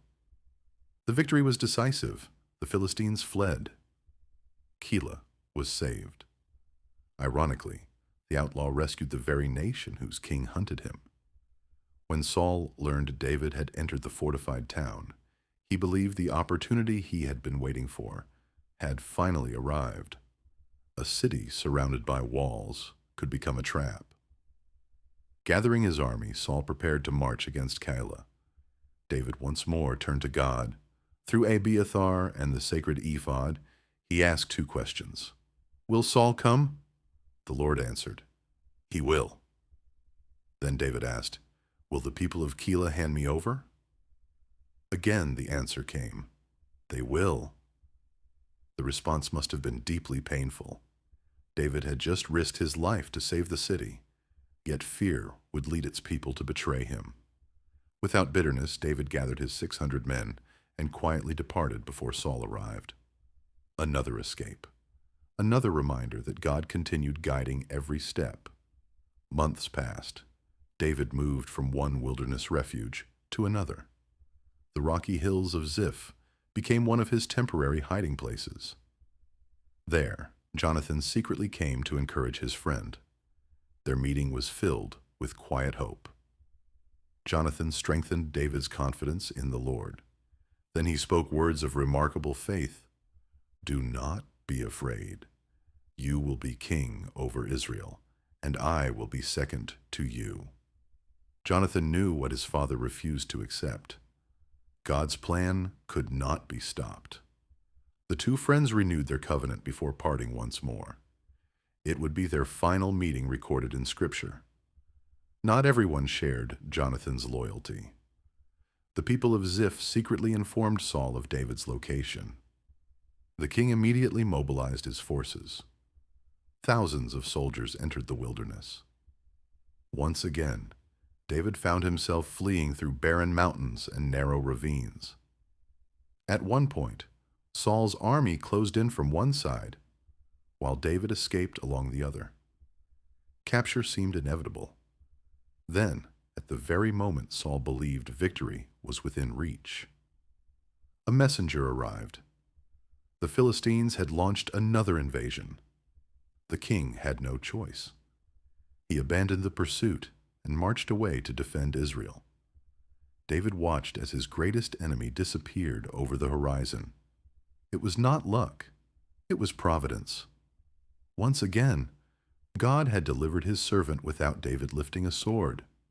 From there, David traveled to the rocky wilderness of En-Gedi, where towering limestone cliffs overlooked the western shore of the Dead Sea. Hidden among countless caves, David and his men found temporary refuge. They could not know it then. But one of those caves was about to become the setting for one of the greatest tests of David's character. The throne of Israel would soon lie within his reach. All he had to do was take it, raise the piece of cloth. "See, my father, look at this corner of your robe. I cut it off but did not kill you." The evidence was undeniable. David could have ended Saul's life. Instead, he had chosen mercy. The wilderness grew quiet. Saul looked at the torn robe, then at David standing below. The realization overwhelmed him. His voice broke with emotion. "Is that your voice, David, my son?" For the first time in many months, the king saw reality clearly. He admitted what he had refused to acknowledge. "You are more righteous than I." He confessed that David had repaid evil with good. Then Saul spoke words that confirmed what everyone already suspected. "I know that you will surely become king, and that the kingdom of Israel will be established in your hands." It was an astonishing admission. The king himself publicly recognized the man who would succeed him. Yet even then, the crown did not change hands. David still returned to the wilderness. Saul still returned to the palace. God's timing had not yet arrived. Sometime later, another significant chapter in Israel's history came to an end. Samuel died. The prophet who had anointed both Saul and David was gone. All Israel gathered to mourn the man who had faithfully served as judge, prophet, and spiritual leader for decades. For David, the loss must have been especially painful. Samuel had recognized God's calling upon his life long before anyone else. He had poured the anointing oil upon the shepherd's head in Bethlehem. Now that faithful servant rested with his fathers. The generation that had witnessed Israel's transition from judges to kings was slowly passing away. David mourned. Then he returned once again to the wilderness. It was during this season that David encountered a wealthy man named Nabal. Nabal owned thousands of sheep and goats in the region of Carmel. David and his men had quietly protected Nabal's shepherds from raiders throughout the grazing season. When the time came for sheep shearing, a period often marked by generosity and celebration, David politely requested provisions for his hungry men. Nabal answered with contempt. "Who is David?" he scoffed. "Who is the son of Jesse?" Ignoring every act of kindness David had shown, he refused to help. David's patience finally reached its limit. After years of enduring Saul's persecution, this needless insult ignited his anger. He ordered 400 of his men to prepare for battle. For the first time, David was about to act out of personal vengeance rather than divine purpose. But God intervened. Nabal's wife, Abigail, quickly learned what had happened. Unlike her husband, Abigail was known for her wisdom and discernment. Without wasting a moment, she gathered bread, roasted grain, raisins, figs, wine, and sheep, loading them onto donkeys before riding out to meet David. As the two parties approached each other in the wilderness, Abigail dismounted and bowed before David. She took responsibility for her husband's offense and pleaded for mercy. Her words were remarkable. She reminded David that the Lord himself would establish his kingdom. She urged him not to stain his future reign with unnecessary bloodshed. "When the Lord has fulfilled every good promise concerning you," she said, "do not let this needless violence become a burden on your conscience." David listened. Her wisdom pierced his anger. He recognized that God had sent Abigail to keep him from committing a terrible mistake. Immediately, he called off the attack. Days later, Nabal died, and in time, Abigail became David's wife. Once again, God had preserved his chosen servant, not only from danger, but from his own impulses. The wilderness had become more than a place of hiding. It had become a place of refinement. David learned that true strength was not found in revenge. True leadership required patience, mercy, self-control. The crown still remained beyond his reach, but each trial shaped the kind of king he would one day become. Soon, Saul would once again pursue David into the wilderness. And for the second time, David would hold the king's life in his hands. The question would not be whether he could take the throne. The question would be whether he would continue trusting God enough to wait. The wilderness had tested David in ways no battlefield ever could. He had endured years of uncertainty, constant danger, and the temptation to seize God's promise by force. Twice, he had spared Saul's life when no one would have blamed him for ending it. Twice he had chosen mercy over revenge. Yet Saul's heart remained unchanged. The king continued his relentless pursuit, convinced that David was determined to steal his throne. What neither man fully understood was that the final chapter of Saul's reign was approaching, not at David's hand, but on a battlefield far to the north. Before that day arrived, however, David would face one final encounter with the king. The Ziphites, hoping to gain Saul's favor, once again revealed David's hiding place.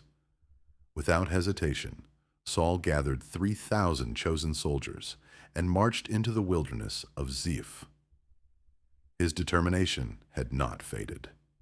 Years had passed since David fled the palace, yet the king remained consumed by a single obsession.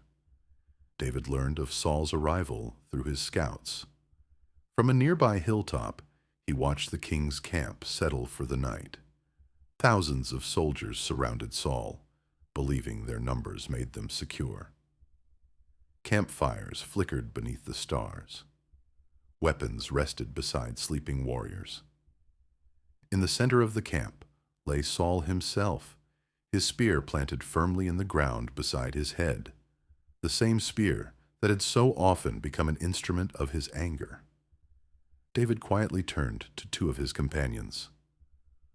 "Who will go down into Saul's camp with me?" One man immediately volunteered. It was Abishai, the son of Zeruiah. Together, under the cover of darkness, they descended into the enemy camp. It was a journey that defied reason. One careless step could awaken an entire army. One unexpected sound could mean certain death. Yet the scriptures explain that the Lord had caused a deep sleep to fall upon Saul's soldiers. Not a single guard stirred. David and Abishai moved silently between rows of sleeping men until they reached the center of the camp. There lay Saul. The king slept peacefully, unaware that the man he feared most stood only a few feet away. His spear remained planted beside him. His water jug rested nearby. Abishai could scarcely believe what he was seeing. He whispered eagerly, "Today, God has delivered your enemy into your hand." Then he made an offer. "Let me pin him to the ground with his own spear. One thrust is all it will take." The temptation was immense. No battle, no struggle, no risk. One moment, and David's years of suffering would finally end. But David answered with the same conviction he had shown in the cave of En-Gedi. "Do not destroy him. Who can lay a hand on the Lord's anointed and remain guiltless?" Once again, David refused to claim the throne through violence. Instead, he took only Saul's spear and water jug. Then he and Abishai quietly departed, leaving the sleeping army untouched. When they had climbed to a safe distance across the valley, David called out. His voice echoed through the hills. At first the soldiers stirred in confusion. Then Abner, the commander of Saul's army, recognized someone shouting from the opposite hillside. David rebuked him sharply. As commander, Abner had failed in his most important duty. The king had been left completely unprotected. Holding Saul's spear high for everyone to see, David asked, "Where is the king's spear?" Only then did Saul realize what had happened. He recognized David's voice. Once again, emotion overcame him. "Is that your voice, David, my son?" David answered respectfully. He asked the same question that had haunted him for years. "Why does my Lord pursue his servant? What have I done?" Saul had no answer. Instead, he confessed once more, "I have sinned.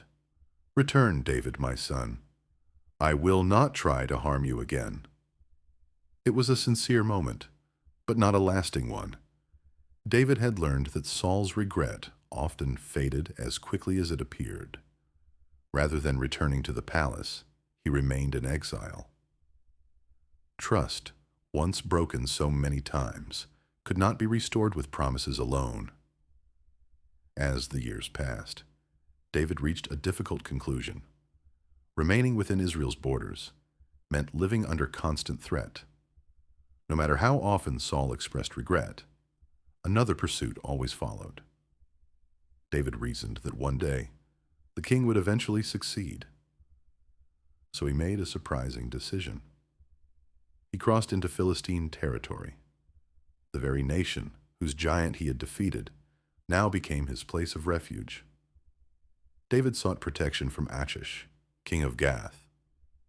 Years earlier, David had fled to Gath in fear and narrowly escaped by pretending to be insane. Now the circumstances were different. His reputation had grown. Achish welcomed him and granted him the town of Ziklag. For the first time in many years, David enjoyed a measure of stability. His family settled there. His followers built homes. The constant pursuit finally ceased. Ironically, the man hunted by Israel's king found peace among Israel's enemies. While David lived in Ziklag, the Philistines prepared for another massive invasion. Their armies gathered in unprecedented strength. Their destination was the valley of Jezreel, where they intended to confront Saul once and for all. Achish expected David to march alongside the Philistine forces. It placed David in an impossible position. How could he fight against his own people? Yet how could he betray the king who had offered him refuge? Providence intervened once again. The Philistine commanders distrusted David. They remembered the song sung throughout Israel. Saul has slain his thousands, and David his tens of thousands. They refused to risk having Israel's greatest warrior fighting within their ranks. Reluctantly, Achish sent David back to Ziklag. Though disappointed, David obeyed. Without realizing it, God had spared him from facing an impossible choice. Meanwhile, Saul prepared for the greatest battle of his life. The Philistine army assembled near Mount Gilboa. Looking across the valley, Saul saw an overwhelming force. Fear gripped him. He sought guidance from the Lord. But the scriptures tell us that the Lord did not answer him. Not through dreams, not through the prophets, not through the priestly Urim. Years of disobedience had brought Saul to a place of spiritual silence. Instead of turning to repentance, he turned to desperation. In one of the darkest decisions of his reign, Saul sought out a medium at Endor, despite having previously outlawed such practices. Disguised under the cover of night, he asked her to summon the prophet Samuel.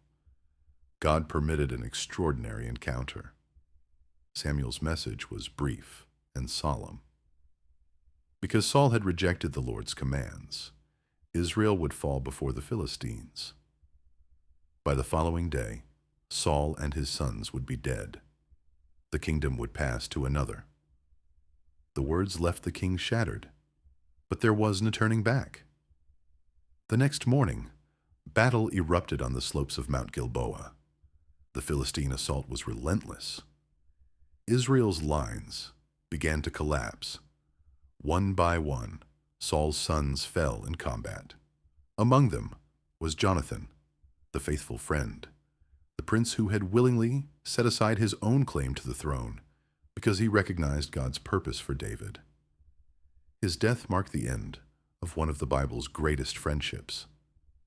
Soon afterward, Philistine archers surrounded Saul himself. Severely wounded and unwilling to be captured alive, the king asked his armor-bearer to end his life. The man refused. Overcome by the reality of defeat, Saul fell upon his own sword. Seeing the king dead, the armor-bearer followed. Thus ended the reign of Israel's first king, the man who had once stood taller than every other Israelite, the man who had united the tribes, the man who had begun with humility and promise, now lay lifeless upon the mountains of Gilboa. Far away in Ziklag, David knew nothing of the tragedy unfolding in the north. He was returning from another campaign when an exhausted messenger arrived. His clothes were torn. Dust covered his head. He fell before David with terrible news. Israel had fled before the Philistines. Many soldiers had died. Saul was dead.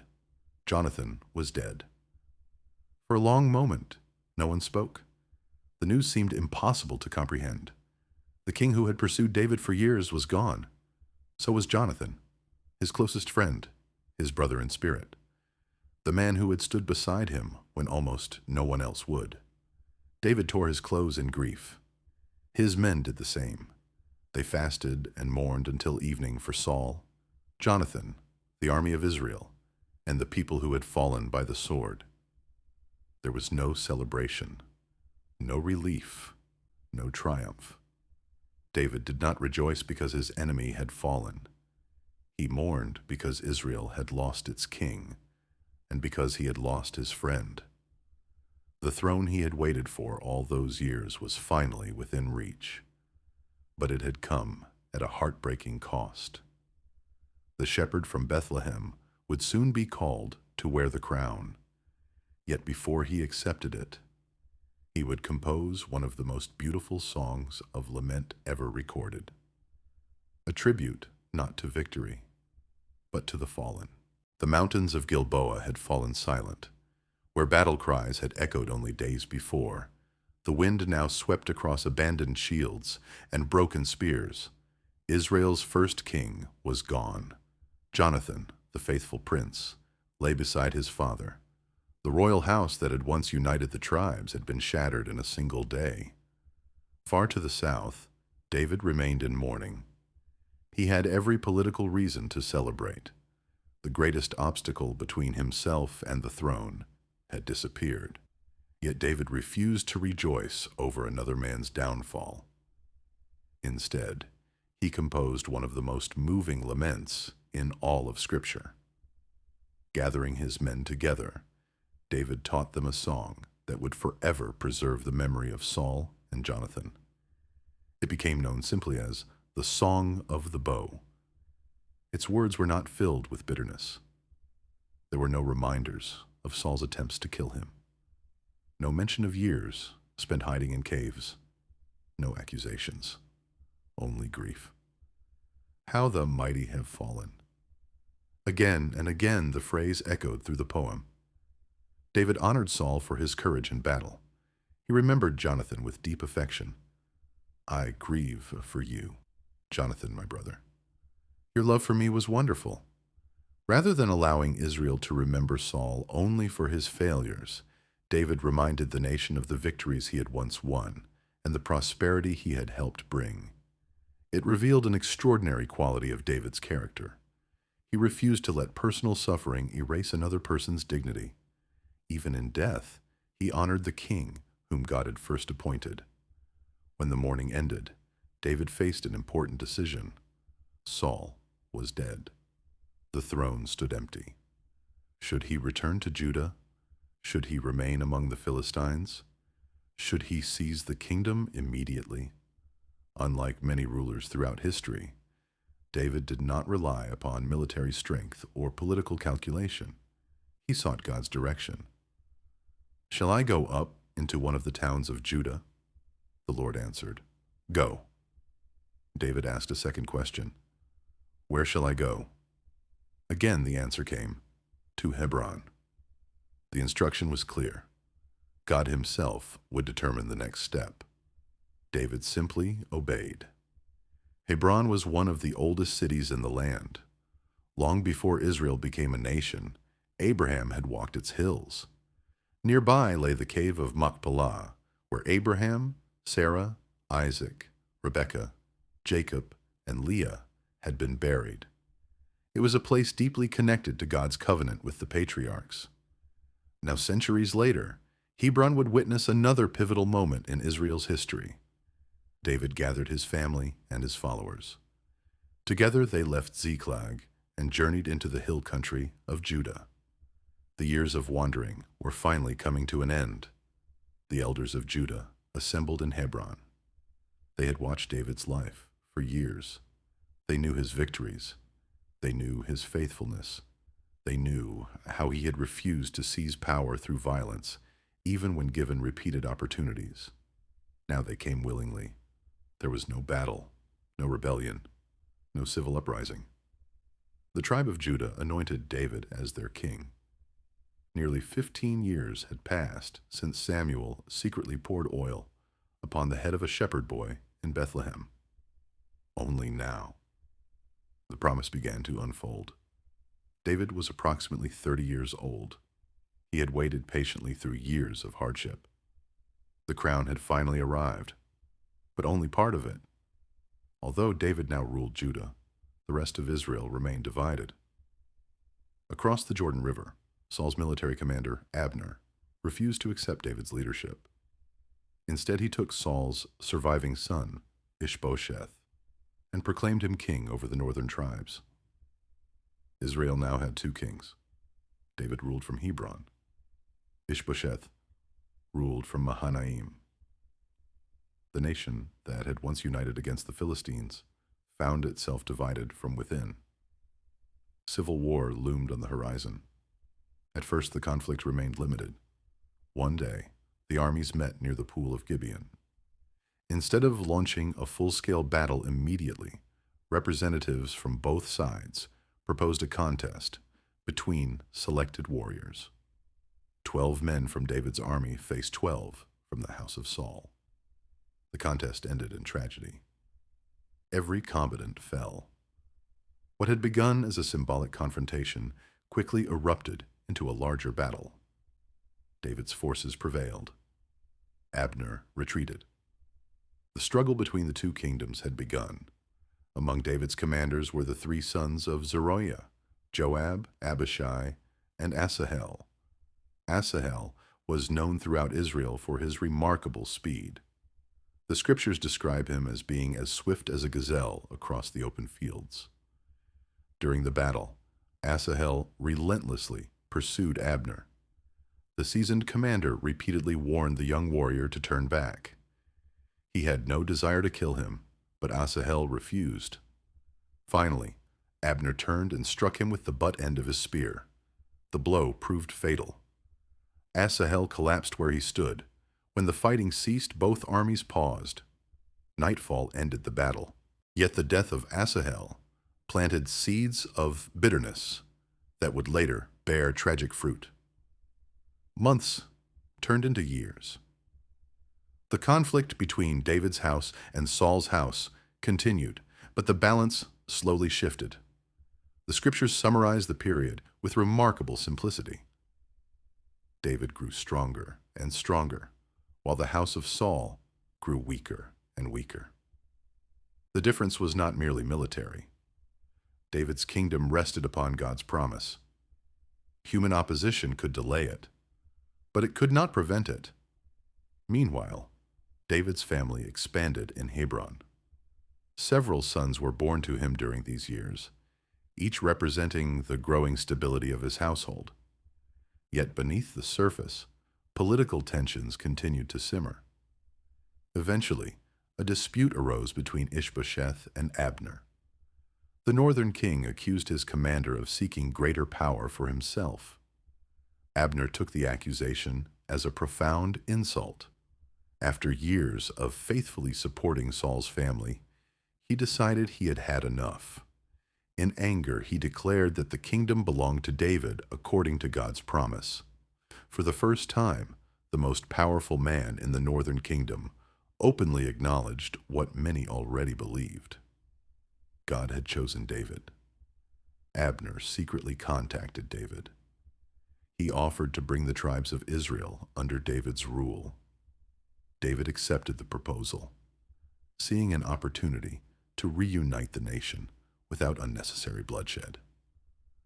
Hope for peace finally appeared within reach. But peace came at a terrible cost. When Joab learned that Abner had visited David safely, anger consumed him. He had never forgotten his brother Asahel's death. Ignoring David's wishes, Joab secretly summoned Abner back. Meeting him at the city gate, Joab murdered him in an act of personal revenge. The news devastated David. Immediately, he condemned the killing. He publicly mourned Abner. He tore his clothes. He ordered the nation to grieve. Walking behind Abner's funeral procession, David wept openly. The people watched carefully. They recognized that their king had neither ordered nor approved the murder. His sorrow was genuine. Once again, David chose justice over political advantage. The death of Abner shattered what remained of Ishbosheth's confidence.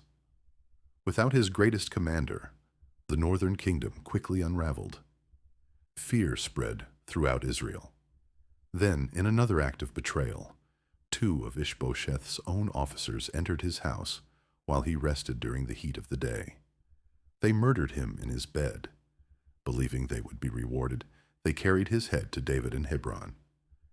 "Here is the head of Ishbosheth," they announced. "The Lord has given my lord, the king, vengeance over Saul's family." They expected praise.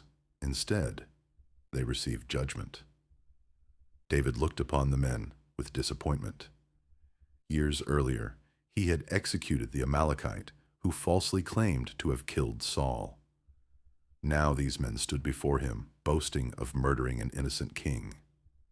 David's response was immediate. How much more should wicked men be punished for killing an innocent man in his own house? He ordered their execution. Their crime would not become the foundation of his kingdom. Justice mattered more than political convenience. With Ishbosheth gone, there was no longer a rival claimant to the throne. Representatives from every tribe journeyed to Hebron. The elders stood before David and spoke words that had been years in the making. "We are your own flesh and blood." They remembered David's leadership under Saul. They remembered God's promise. "The Lord said to you, 'You shall shepherd my people Israel.'" Then, before the Lord, the elders made a covenant with David. For the 3rd time in his life, David was anointed king. This time, not by a prophet in secret, not by the tribe of Judah alone, but by all Israel. The shepherd from Bethlehem had become the king of a united nation. Yet David understood something his predecessors often forgot. The crown did not belong to him.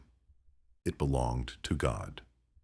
He ruled only as the Lord's servant, and the greatest achievements of his reign still lay ahead. One city remained unconquered. Its walls had never fallen to Israel. Its name was Jerusalem. And soon, David would make it the heart of his kingdom. The kingdom was finally united. For the first time since the days of Joshua, all 12 tribes acknowledged one king. The long years of division had ended. The civil war was over. David no longer ruled only Judah from Hebron. He now carried the responsibility of leading the entire nation of Israel. Yet although the kingdom was united, its capital was not. Hebron had served David well during the years he ruled Judah, but it was not the ideal city from which to govern all Israel. It belonged firmly within the territory of Judah, and David desired a capital that represented every tribe equally. God had prepared such a city. For centuries it had stood unconquered. Soon it would become the heart of Israel. Just north of Hebron, nestled among the rugged hills of Judah, stood the ancient fortress of Jerusalem. In David's day, it was still occupied by the Jebusites, a Canaanite people who had lived there long before Israel entered the Promised Land. The city's location made it nearly impossible to conquer. Steep valleys protected it on 3 sides. Strong stone walls crowned its heights. Natural springs supplied fresh water, even during long sieges. For generations, enemy armies had looked upon Jerusalem's defenses and chosen to march elsewhere. The Jebusites believed their city was untouchable. When David approached with the armies of Israel, They mocked him openly. Confident behind their walls, they boasted that even the blind and the lame could defend the city against him. Their pride rested in stone. David's confidence rested in God. Rather than launching a reckless assault against the walls, David carefully studied the city's defenses. Somewhere beneath the fortress lay a hidden water shaft that supplied Jerusalem with fresh water from the Gihon spring. If his men could find a way through that narrow passage, the city could be taken from within. David offered a challenge. The first warrior to enter the city through the water system would become commander of his army. One man accepted, Joab, the son of Zeruiah. With remarkable courage, he led a small group through the hidden passage. Emerging inside the fortress, David's men opened the gates for the rest of Israel's army. The city fell, not through overwhelming force, but through determination, courage, and careful planning. The fortress that generations believed unconquerable had become Israel's. David immediately recognized the significance of what had happened. Jerusalem belonged to no single tribe. It stood on the border between Judah and Benjamin, making it the perfect capital for a united kingdom. He established his royal residence there. The fortress became known as the City of David. Builders strengthened its walls. Homes rose along its narrow streets. Government officials gathered there. Military leaders established their headquarters. What had once been a Jebusite stronghold was transformed into the political heart of Israel. The scriptures summarize this remarkable season with quiet simplicity. David became greater and greater because the Lord God Almighty was with him. His success was not merely the result of military skill. It flowed from God's blessing. News of David's growing kingdom spread beyond Israel's borders. Among those paying close attention was Hiram, king of Tyre. Tyre stood along the Mediterranean coast, famous throughout the ancient world for its skilled craftsmen, magnificent timber, and prosperous trade. Recognizing David as a stable and respected ruler, Hiram sought friendship rather than conflict. He sent cedar logs from the forests of Lebanon. Alongside them came master carpenters and skilled stonemasons. Together they built a magnificent palace for David. It was more than a royal residence. It was a sign that Israel had become an established kingdom among the nations. David understood the deeper meaning. The Lord had firmly established him as king, not for his own glory, but for the good of his people. The Philistines, however, viewed David's success very differently. When they learned that all Israel had united under a single king, they recognized the growing threat. A divided Israel had been manageable. A united Israel could become a regional power. Determined to crush David before his kingdom became too strong, the Philistines launched another invasion. Their armies advanced into the valley of Rephaim, just southwest of Jerusalem. David resisted the temptation to act impulsively. Instead, he sought God's guidance. "Shall I attack the Philistines?" The Lord answered clearly. "Go, for I will surely give them into your hands." David obeyed. The victory was swift and decisive. Later he named the battlefield Baal Perazim, declaring, "The Lord has broken through my enemies like a bursting flood." Not long afterward, the Philistines returned. Many kings would have assumed the same strategy would work twice. David did not. Once again, he prayed. This time, God's instructions were different. Rather than attacking directly, David was told to circle behind the enemy and wait near a grove of balsam trees. Only when he heard the sound of marching in the treetops would he advance. It was a remarkable command. The sound would signify that the Lord himself had gone before Israel into battle. David waited.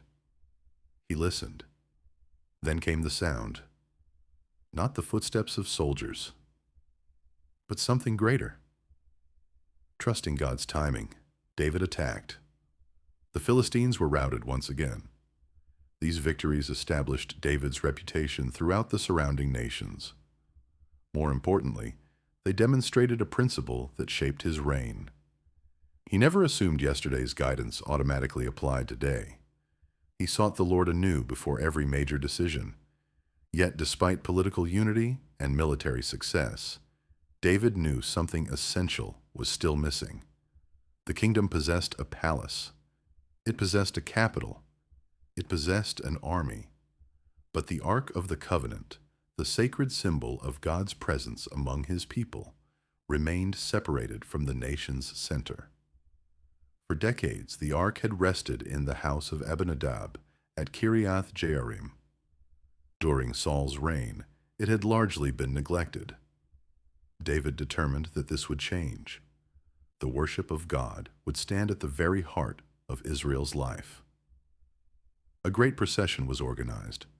30,000 chosen men accompanied David to retrieve the ark. Music filled the air. Harps, lyres, tambourines, cymbals, and trumpets echoed through the hills. The celebration reflected genuine joy. But despite their sincere intentions, one critical mistake had been made. The ark had been placed upon a new cart. It seemed reasonable. It seemed respectful. Yet, it ignored the instructions God had given through Moses. The ark was never meant to be transported on a cart. It was to be carried by Levites using poles placed through its rings. As the procession traveled, disaster struck. Near the threshing floor of Nacon, the oxen stumbled. The cart lurched violently. Fearing the ark might fall, a man named Uzzah reached out his hand to steady it. Instantly, he collapsed. The celebration ended in stunned silence. David himself stood frozen. How could a moment of worship end in tragedy? Fear replaced celebration. David halted the procession immediately. Unable to understand what had happened, he asked, "How can the ark of the Lord ever come to me?" Rather than bringing it into Jerusalem, he entrusted it to the nearby house of Obed-Edom. There the ark remained for 3 months. During that time, remarkable reports began to spread. The Lord richly blessed Obed-Edom's household. His family prospered. His land flourished. David realized the problem had never been God's presence. The problem had been approaching that presence without obedience. Worship required more than enthusiasm. It required reverence. Determined to honor God correctly, David carefully studied the law of Moses. This time the Levites carried the ark upon their shoulders, exactly as God had commanded. Every 6 steps, sacrifices were offered. The procession moved slowly toward Jerusalem. The city filled once again with music. But this celebration was different. It was marked not only by joy, but by holy reverence. David himself laid aside the appearance of royalty. Wearing a simple linen ephod, he danced before the Lord with all his strength. He did not dance to impress the people. He worshipped because his heart overflowed with gratitude. The shepherd who had once praised God alone beneath the stars of Bethlehem now praised him before an entire nation. His position had changed. His heart had not. As the ark entered Jerusalem, shouts of joy echoed through the streets. Trumpets sounded. The people rejoiced. For the first time in generations, the political and spiritual center of Israel had become one. David placed the ark inside a tent prepared especially for it. Burnt offerings and fellowship offerings were presented before the Lord. Then David blessed the people. Food was distributed to every family, bread, meat, and raisin cakes, so that rich and poor alike could celebrate together.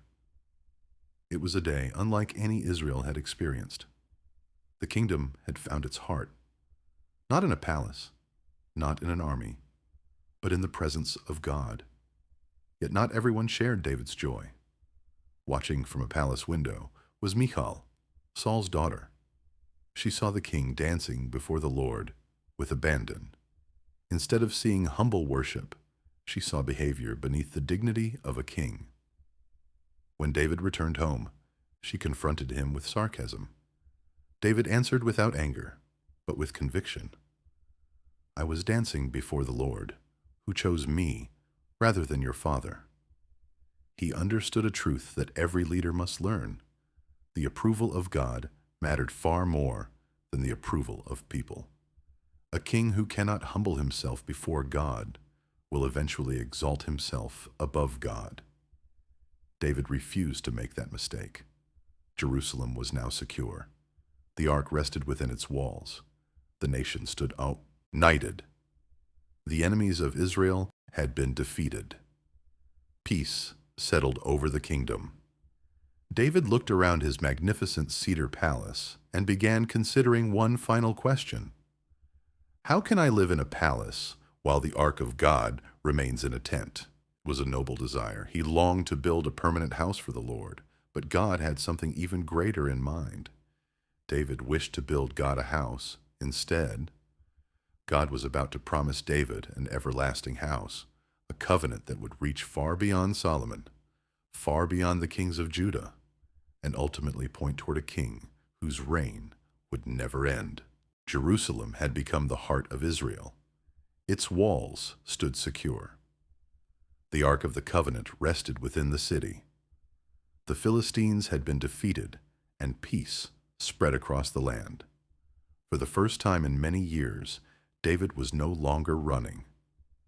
The shepherd, who had once slept beneath open skies, now lived within the cedar walls of a royal palace. As he walked through its halls one evening, a thought settled heavily upon his heart.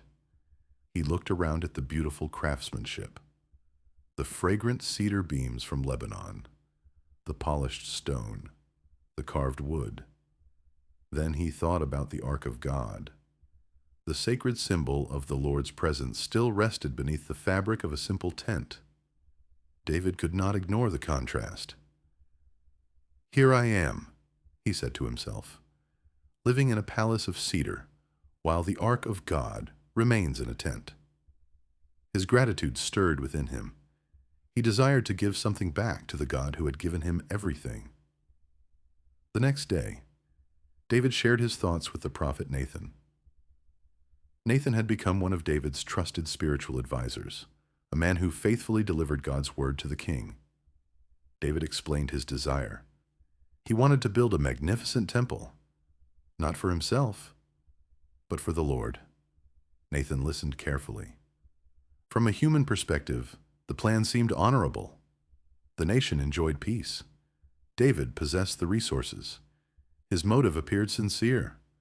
Without hesitation, Nathan replied, "Go ahead and do whatever you have in mind, for the Lord is with you." But that very night, God spoke to Nathan. The answer would surprise them both. The Lord instructed Nathan to return to David with a different message.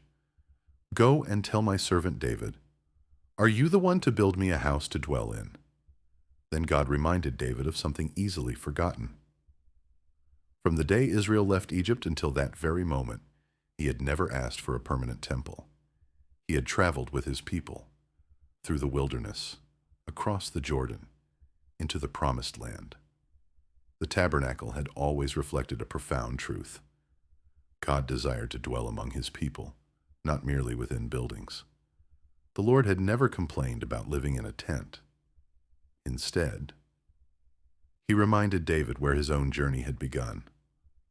"I took you from the pasture, from following the sheep, to be ruler over my people Israel." Those words carried deep meaning. David had not climbed to power through ambition. God had found him in obscurity. When David was forgotten by nearly everyone else, God remembered him. The Lord continued, "I have been with you wherever you have gone. I have cut off all your enemies before you." Every victory, every escape, every triumph over impossible odds, all had come because God's hand remained upon his servant. David's life had never been the story of human greatness. It had always been the story of divine faithfulness. Then the Lord made a promise unlike anything David expected. Instead of allowing David to build him a house, God declared that he himself would build a house for David. Not a palace, not another royal residence, but a lasting dynasty. The Lord declares to you that the Lord himself will establish a house for you. David had come hoping to offer something to God. Instead, God offered something infinitely greater, a covenant, one that would shape the future of Israel for generations. The Lord continued, "When your days are over and you rest with your fathers, I will raise up your offspring to succeed you." David would not reign forever. Like every king before him, his earthly life would come to an end. But his family line would continue. His son would inherit the throne. That son would build the temple David longed to construct. The promise pointed first toward Solomon.